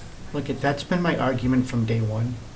The beauty about America is that you have the flexibility to live where you want to live and be associated with that. So my point is that I want to live in density. Right. I can move to Proctor. Right. I can move to Fall River. I can move to any of those places because I love the nightlife. I love walking to places. I love the sounds. I love whatever. City. And then I prefer to live in a rural area. Well, now I have West Bridgewater and other cities and other towns like that. So I think that we're taking away, we're changing the fabric of these towns. Yeah. And I think, in my opinion, that is the worst ramification of this law. And I go back to what I said at the very, very beginning. It is close to a majority of your legislators, if not potentially a majority of your legislators, all come from cities based on population. They are not thinking or concerned about what happens in a town like West Bridgewater. I'm not being mean-spirited when I say that. They live where they live. They represent those constituents. This is not their concern. But it has a bigger impact on towns than it does on cities who already have density. And from their standpoint, they're saying, get the people out, go to where there's space. So I can kind of see both sides. So, I know I'm expanding the scope of this. What their argument has been is that we are in a housing crisis based on the fact that we don't have enough stock. And we need, if you have more supply, it will ultimately bring down price. We all know that that's the age-old, that's pure capitalism. I don't buy into this argument. So from 2010's U.S. Census, from 2010 to 2020, Massachusetts lost population. In theory, that shrinks demand. In 2010, what were house prices doing? Going up? No, they weren't, they were going down. In 2008. Yeah. So explain to me, we had more population, but houses were going down. So it is not exclusively tied to this formula. And I don't know the exact numbers, but I can tell you in Massachusetts and across the country, part of the reason now that we're in the housing crisis that we are is that there are large amounts of private equity firms and private companies that are buying homes as commodities and reselling them, repurposing them, and because interest rates were so low after COVID, again, government created problem, is that they basically have borrowed billions of dollars for free money, and they can now sit on housing stock, whereas in years past, those large corporations got choked off because they didn't have funds and had to sell. That is really what I firmly believe that, and if you read enough about it, you'll see there's plenty of other economists who say the same thing. Until you fix that problem, which I don't know how to fix, but until you fix that problem, the only other way is you could have to increase stock. So that's why they did the MBTA. But if they were really concerned about affordability, they would have put 20% minimum in the MBTA law. right. That's There's why. no minimum? There's No, They're it's very this lower is housing. not about affordability, it's just about building up. Oh, I thought it had an affordability Well, piece to it. It does now. The Okay. original legislation did not. Oh, It was amended to now include that at a local option, you could include up to 10%, which we did. My argument is that when they first presented MBTA under the guise of it is a housing crisis and there's not enough affordable units, then why didn't you just include affordability in the original act? Hmm. They didn't. I didn't know they went back and put that in. They did, yeah. Oh, They went back in to allow a local option up to 10, which is in your bylaw. Interesting. So, I think there are more forces at play than just this. And now that's also why, which we're gonna get to with the ADUs, this is another provision that's being used to try to create more stock, so that way we can bring down price. That is the intent of the MBTA. And I do honestly believe it is a legitimate intent, because we all want to see housing prices stabilize at some level. Unless you already own the home that you really want, 'cause you know what? Go up, baby, go up. That's right. But obviously, there's a lot of people trying to break into the housing market. Yeah, I can't imagine trying to buy my first home right now. No, That it's- would be so hard. I agree with you. I feel for that. Right, so, but we're back to a motion here on how we want to act as a committee on We're on a this. committee, we're at a meeting, sorry. Yeah, at this particular Sorry. article. Does anybody want to make a motion? I mean, we can just refer it to voters, we can, recommend it or not recommend it, whatever the group feels is best.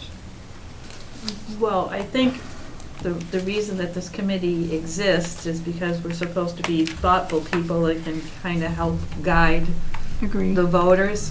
Yeah. This is a very important matter.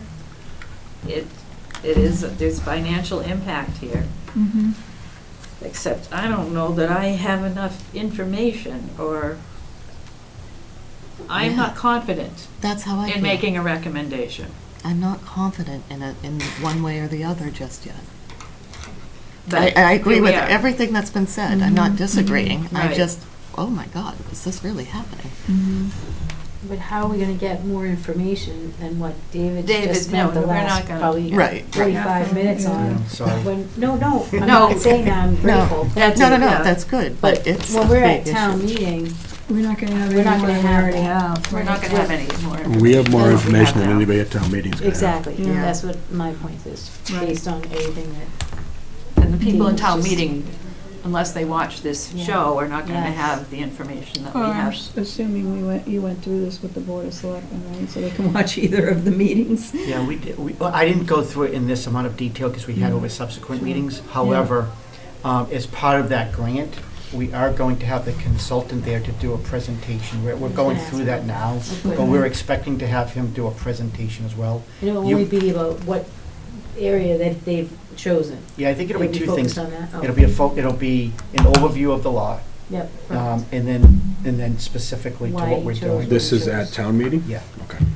That's good, actually. And we've already did 2 public forums. Yep, I was at Um, least one of those. where the consultant me was too. there, and unfortunately, we didn't get a lot of turnout, but we've already tried to do some educational campaigns, so that way people did have those Yeah. facts. Just unfortunately, a lot of people did show up, but we did do 2 of them, one in January, one in December, and one in January. No, I missed that. I didn't see it. Yeah, so the Board of Selectmen voted not to recommend. And it What was do- unanimous, 3-0? What do you guys want to do? I voted against.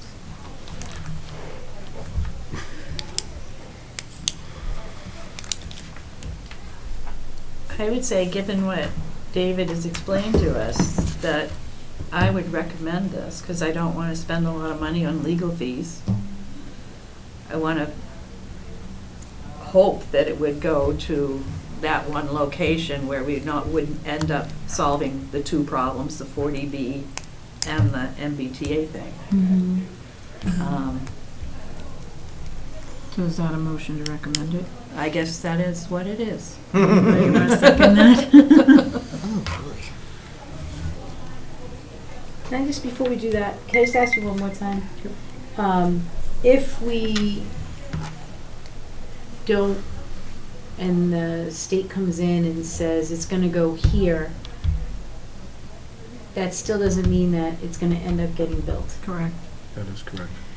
No matter, at this point, the way the current legislation is written, there is no mandate to be built, only a mandate to zone. What would That's be what- the next step? So that's to- important. And Yeah. That's what I was just trying to Yeah. get a point across, is if we allow it, they could stop building within a year. Mm-hmm. If we don't allow it, it may never get built ever. Or can it be bifurcated? We allow it, but we don't pick that location that would essentially give anyone, nothing against Mr. McLeod or anybody else, but it doesn't give them a ticket to say, here you go, you can go build now. In other words, right? Do you know what I'm trying to explain? So we kind of say, we're gonna recommend it, but we're not gonna support the location that's been chosen. We'll let the state come in and tell us where they wanna put it without the order to build. So right Does that now, make sense? well, but right now, there is no mechanism for the state to come in. There is no example of that. I only use that because I was purely speculating that after years of litigation, if the state were to ever lose, and I'm not saying that it would, but if the state were to ever lose, then if I was the governor, I would say, well, I just have this unilateral right to do it for the Right. state. So, but that could be in 2029. Right, but they can Um, zone, but they can't, there's nothing to say that we have to build if they pick. No matter who picks it, under current law, there is no mandate to build, regardless of who picks it. And maybe I shouldn't have brought up the example the state has the right to do it, because it sounds like we're fixated on it. There is no example, there is no precedent, there's been no conversation that that's what the state is intending to do.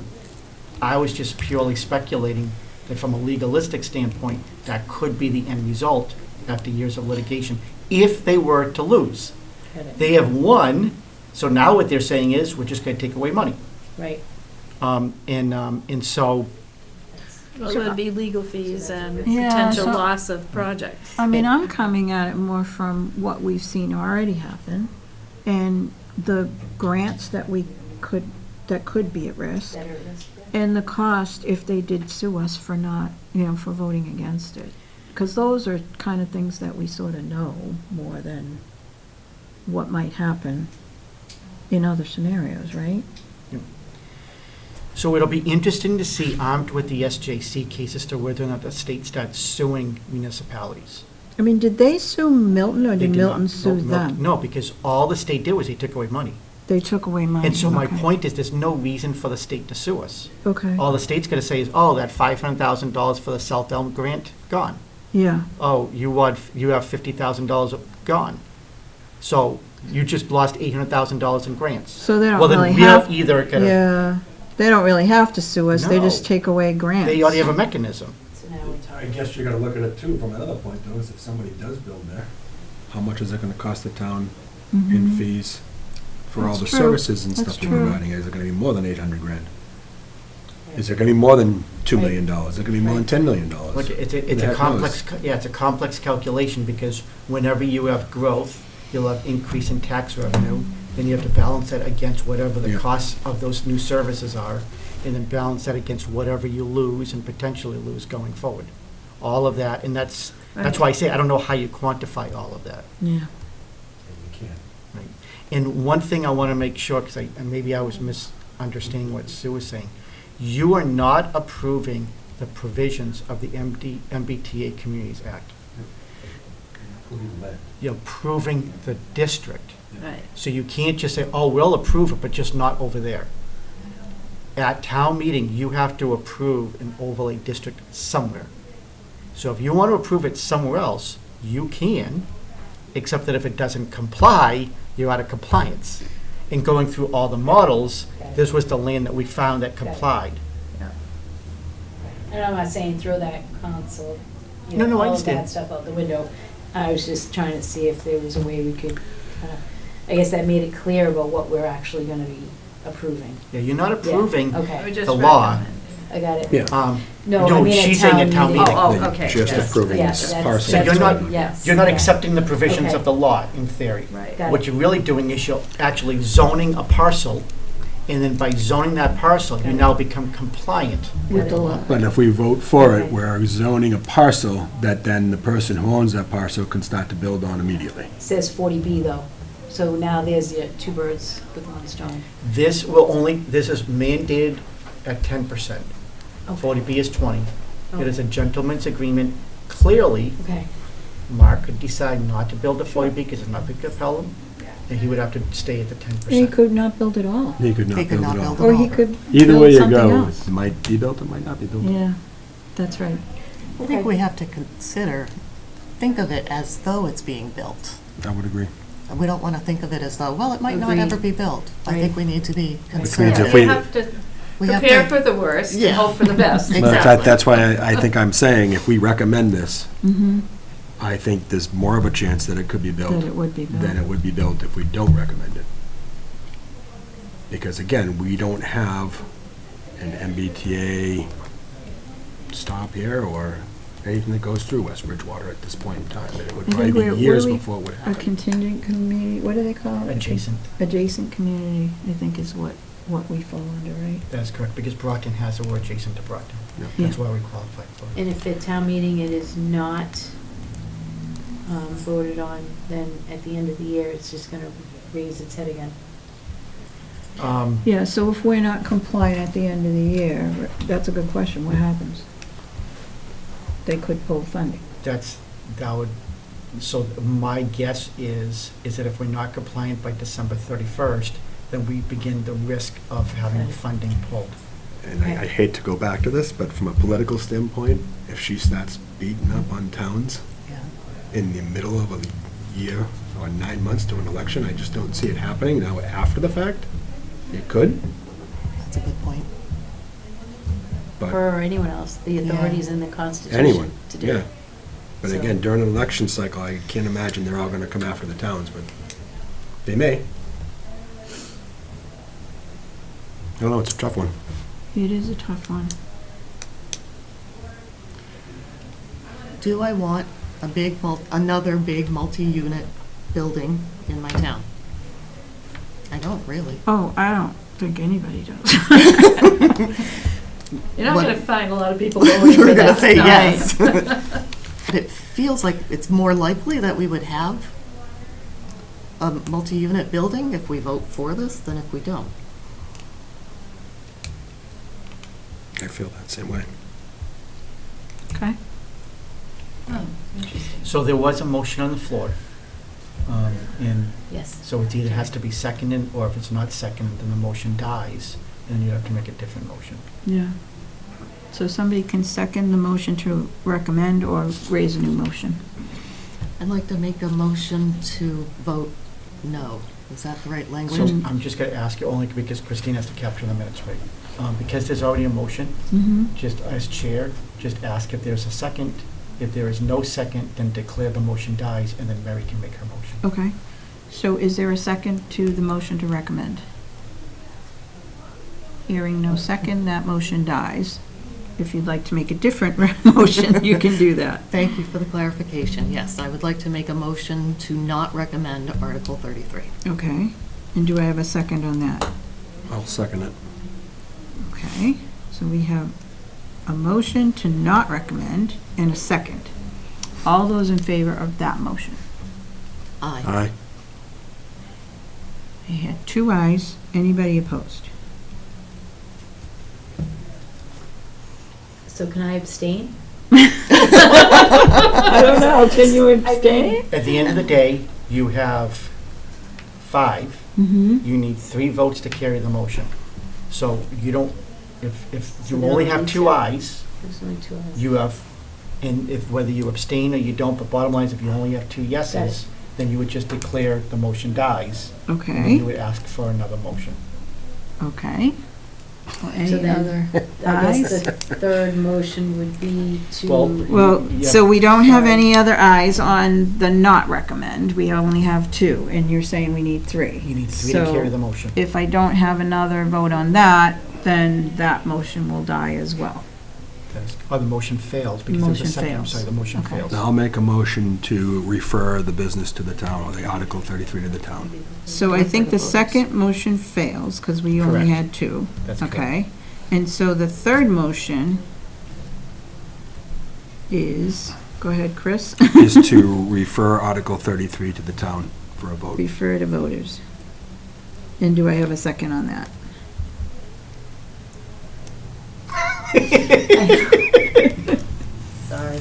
don't know what else we I could have to possibly make put a up there. decision. I would Saying that's the rather only other abstain. one. I have to know, decide. I said it first, sorry.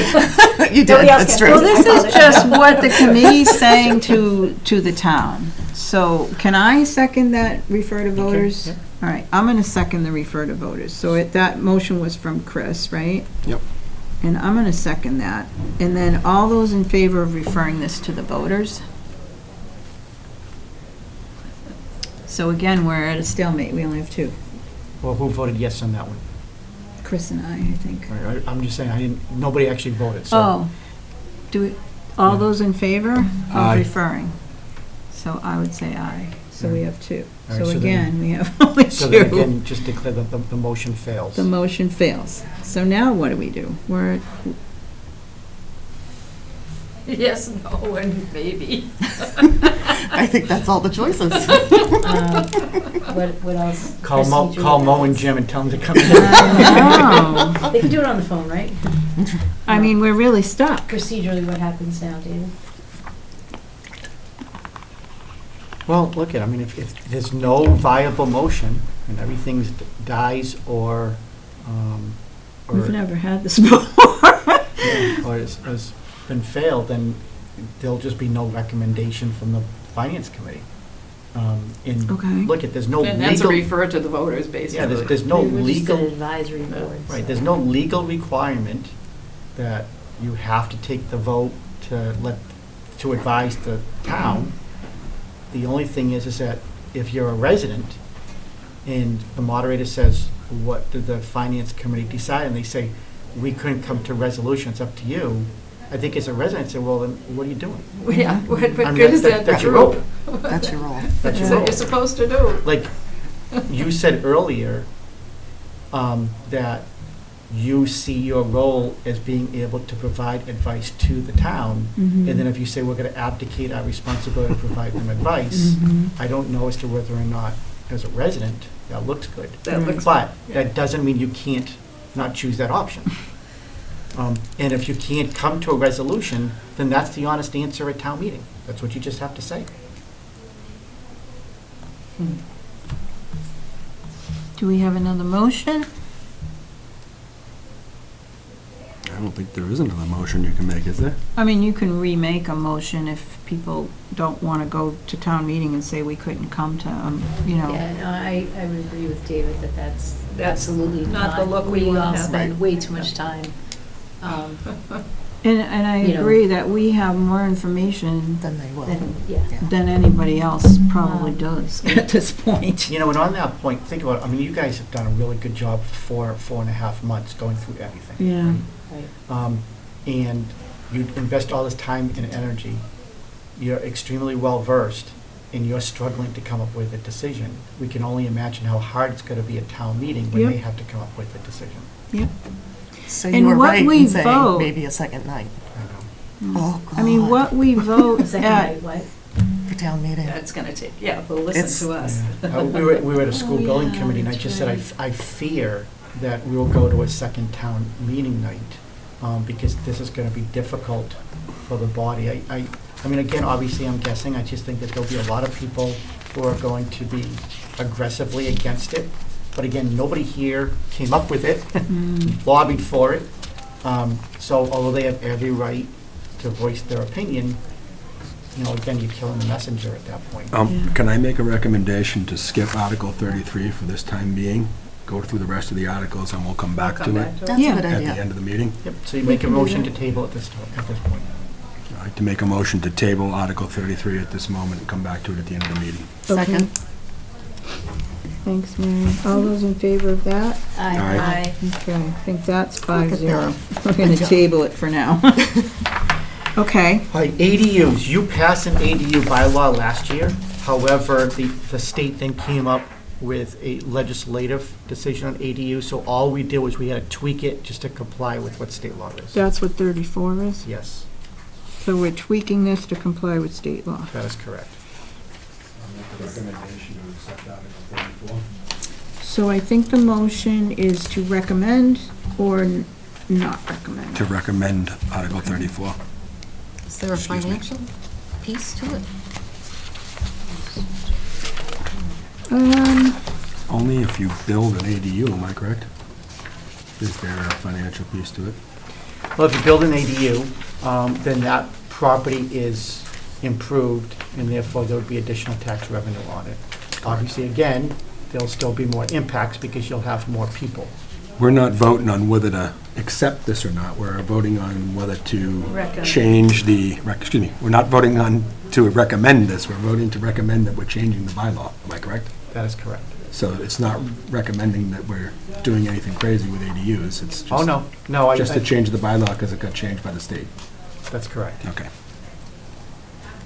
And it's basically the description of an EDU, right? That's my Right, that. understanding. Yes. I'm I not would close second enough that. to it, I but would second that recommendation too. Okay. Um, All those in favor of recommending this change to the town? Aye. Aye. Anybody opposed? Okay, so that one's done.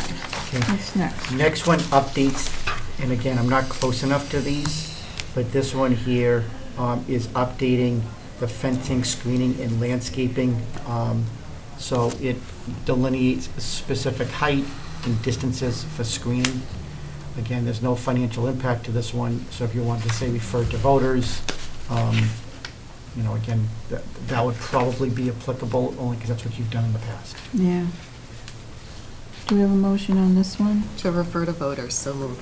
Second. Sorry. Back. So refer to voters. Mary Sue seconded. All those in favor? Aye. Anybody opposed? I agree with referring that one. 36. So again, I'm not close enough to this, but I believe what Article 36 does is that it would prohibit someone from building multiple housing units on one parcel. Normally, if you have a housing parcel, you would then subdivide the land. In the way I read it, that's what I believe that it's saying. Again, I'm not close enough to it, so I can't answer a lot of questions if you have questions about it. Make a motion to refer to voters. Second. All those in favor? Aye. That's unanimous. So who's gonna speak about that one? Planning board. Okay. So all the zoning, Thank so you'll hear the Right. formal presentation from the planning board and from Tracy. Okay. There's a lot of these this year. There are. Look, I will tell you, we have not had a professional planner in the past. Yeah, I know. And now, not only do we have a professional planner, we have a really skilled, smart woman who does that job. So you see more because she's actually doing her job. Yeah. Because through the years, we have not cleaned this stuff up. So that's why you see it. Again, if the state stops passing laws that we have to accept, and once we get to the point that we're cleaned up, we won't see as many. Exactly. But it is an indication she's doing her job. Just as a personally, though, I think some of this is a little much, like hedges and, bushes, and it seems like a Well, little. because we run the town like a city, that's why, right? I don't know. So Article 37, before again we discuss this, I want to let you know the Board of Selectmen did not take a vote of recommendation at this point. Did They- they not recommend it, or Nope, they they didn't didn't. vote at all? They tabled it. Okay. They will take their vote on it on May 7th. Therefore, it Okay. will not be captured in the printed book, because it'll be after, we have to go out to printer on Right. Tuesday. Okay. The reason being is because they heard a presentation from Tracy on this at their most previous meeting. And basically what they're trying to do is that we currently have a zoning bylaw that regulates sheds. A traditional shed, it's in your backyard, it could be on the side yard, it can't go within setbacks, that's already regulated. Apparently, there have been issues with people getting portable sheds or portable trailers, in one particular case, like 18-wheeler type trailers. And because there is no mention of portable sheds in the bylaw, we can't regulate them. So people are placing them, they technically can place it within 6 inches of a property line, and we can't say you're in violation. Wow. However, portable sheds in some cases are meant to be strictly portable. So for example, you're moving. You do a pod, the pod gets dropped off, it's only gonna be there for a weekend.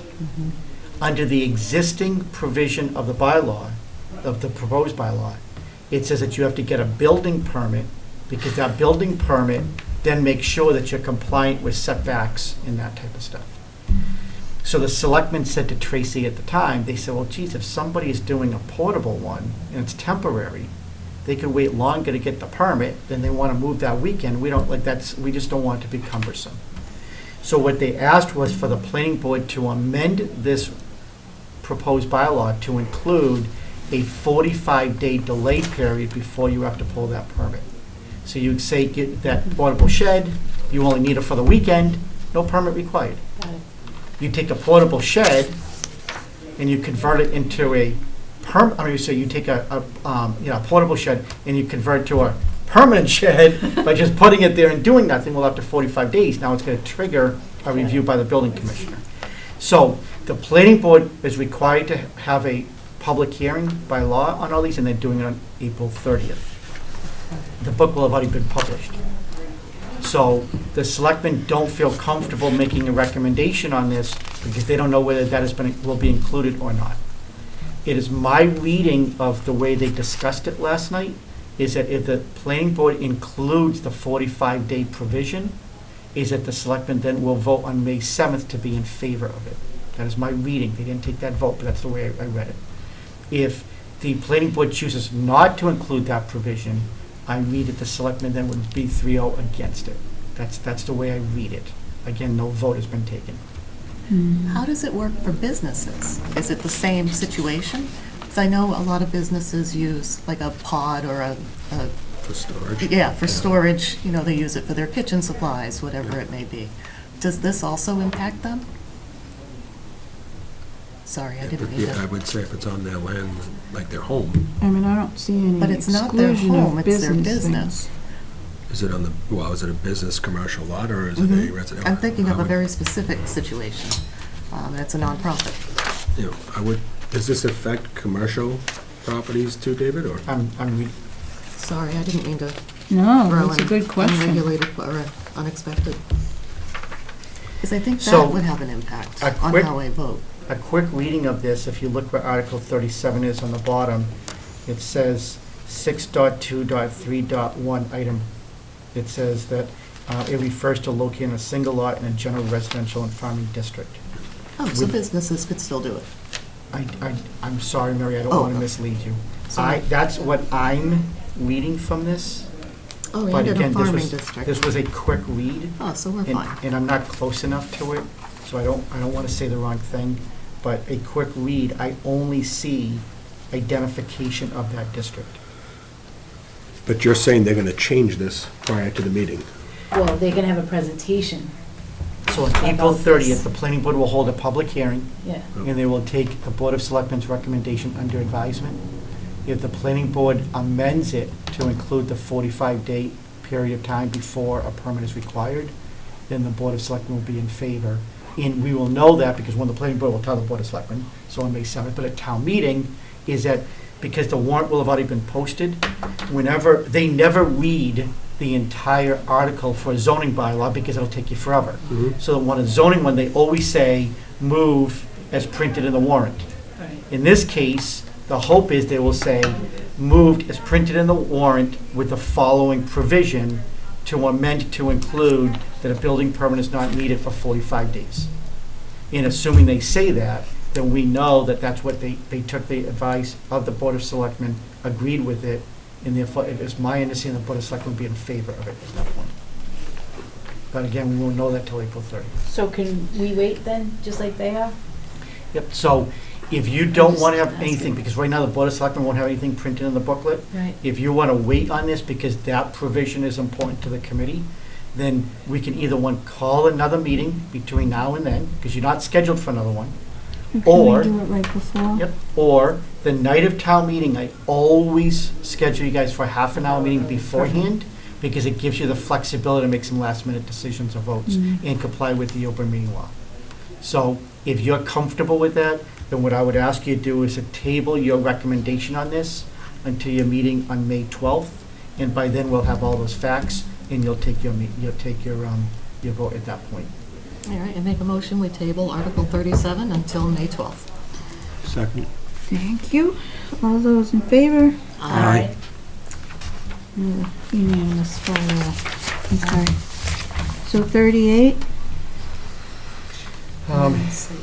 So immense site plan, so right now, whenever somebody comes in to make any changes at their business, it automatically triggers site plan review before the planning board. However, there are some pretty simple items. So a restaurant wants to make a minor change, the planning board and the zoning board of appeals and the building commissioner agree that there should be some deference to the building inspector just to be able to sign off and not make that applicant have to go before a board. Yeah. I don't want to tell you, I can quantify what that exactly means because I don't know.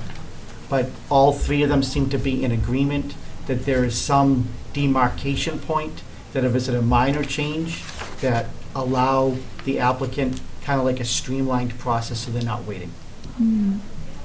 So they have defined what a minor change is in here? There's no change. Well, I know the bylaw is stated minor Says it change, right but here, yeah. um,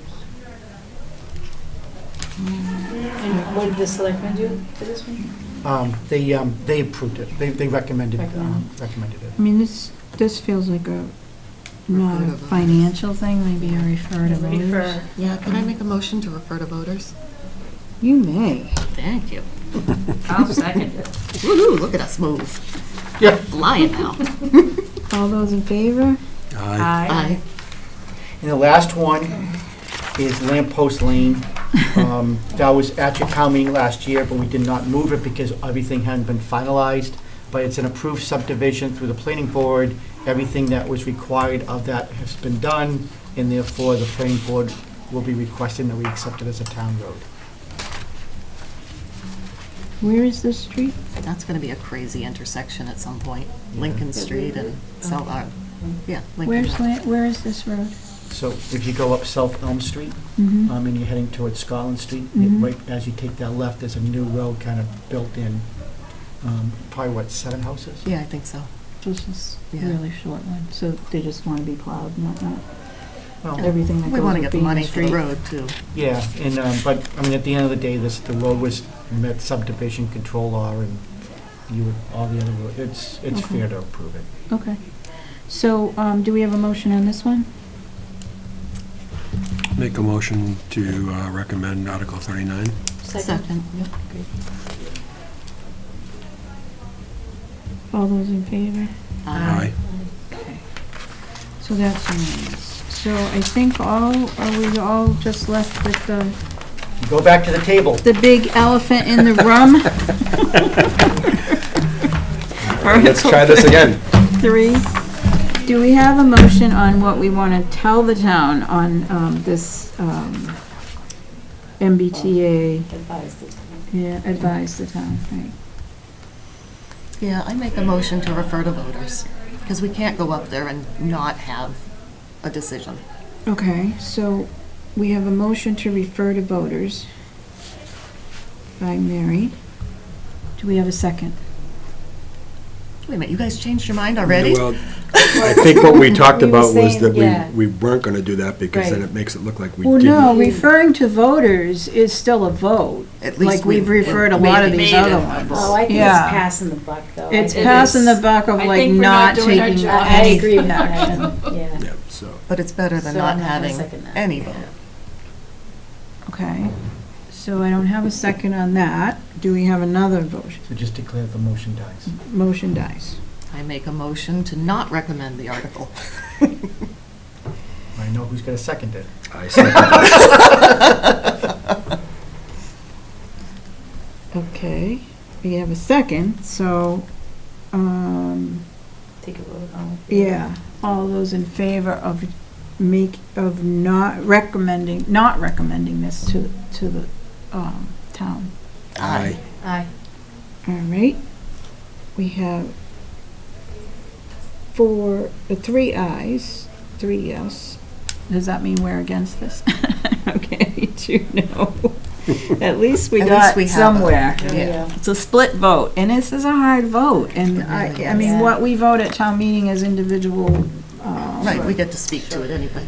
you know, members is different, or voters, as Does opposed this to need being to on the pass committee. by 2/3, David? or- I have to get confirmation of that. Zoning bylaws are normally 2/3, Yeah. but it wouldn't surprise me on this one if the legislature made it a majority, so I'm waiting for town council. Oh, my word. And will that just be a voice Special- vote You know, around it, it's or is just that so gonna be something hard, where you have to 'cause- go out and vote Oh, like we making did in the special past? rules for special That'll be the moderator's situations. decision. Okay. But my guess is that if it's hard to tell, he's going to have to make a decision on that. So probably, I'm going to ask Annie to be armed and ready for a ballot vote. I think this is probably one of the hardest things that's come, at least since I've been involved in I this, think I to would really agree, know one of the harder what's the ones. right thing to do, because it feels to me like there's cost either way, and risk either way, and it's too many unknowns. It's hard. Yeah, I mean, look, I'll obviously have a conversation with the moderator. It's entirely his purview as to what he wants to do, but he About- can always cut off debate if it goes too long, Oh, if people yeah. are saying the same thing. Yeah. Like if everybody says, ultimately, Eventually you get a vote. like what happened here, right? Yeah. But ultimately, you can only say this is a great law, or this is a bad law, or something in between so many times, so many different ways. Yeah. And so, it's his Well, purview. If it was more clear, like what the ramifications were one way or the other, but there's just too many unknowns and unanswered questions to make it, really clear, easy choice. And again, for the people who are in favor, Mm-hmm. I can tell you what their argument will be, is that this is the law. Right? Yeah. You are required to comply. Right. You might not like that the speed limit is 55, Yeah. but you must comply with the Right. speed limit of 55. Right. So what they would argue is that, you can debate it all you want, but you must comply, just pick an overlay district. So I'm just letting you know that for the people who are in favor, that would be the argument they would make. I get the argument. I guess my argument against that is that the person that we are giving the zoning rights to could potentially build there immediately. Whereas if, again, the state comes in and fights us over this, there's It's delayed. well, you don't know. It might never, ever get built. Nothing might ever get built. And what is that cost going to be? Is the cost going to be to build greater than the cost is that we lose grants? I don't know. It's unknown.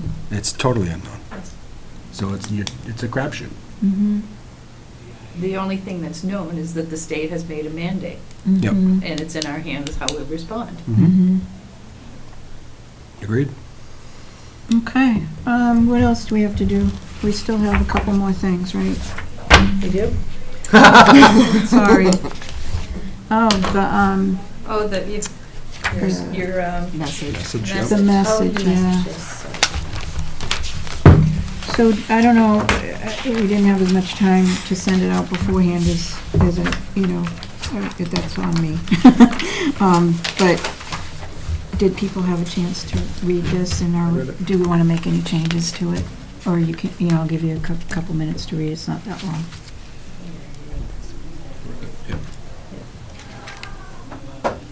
And I think you checked all my numbers and percentages, right? I did. I try to go by your summary.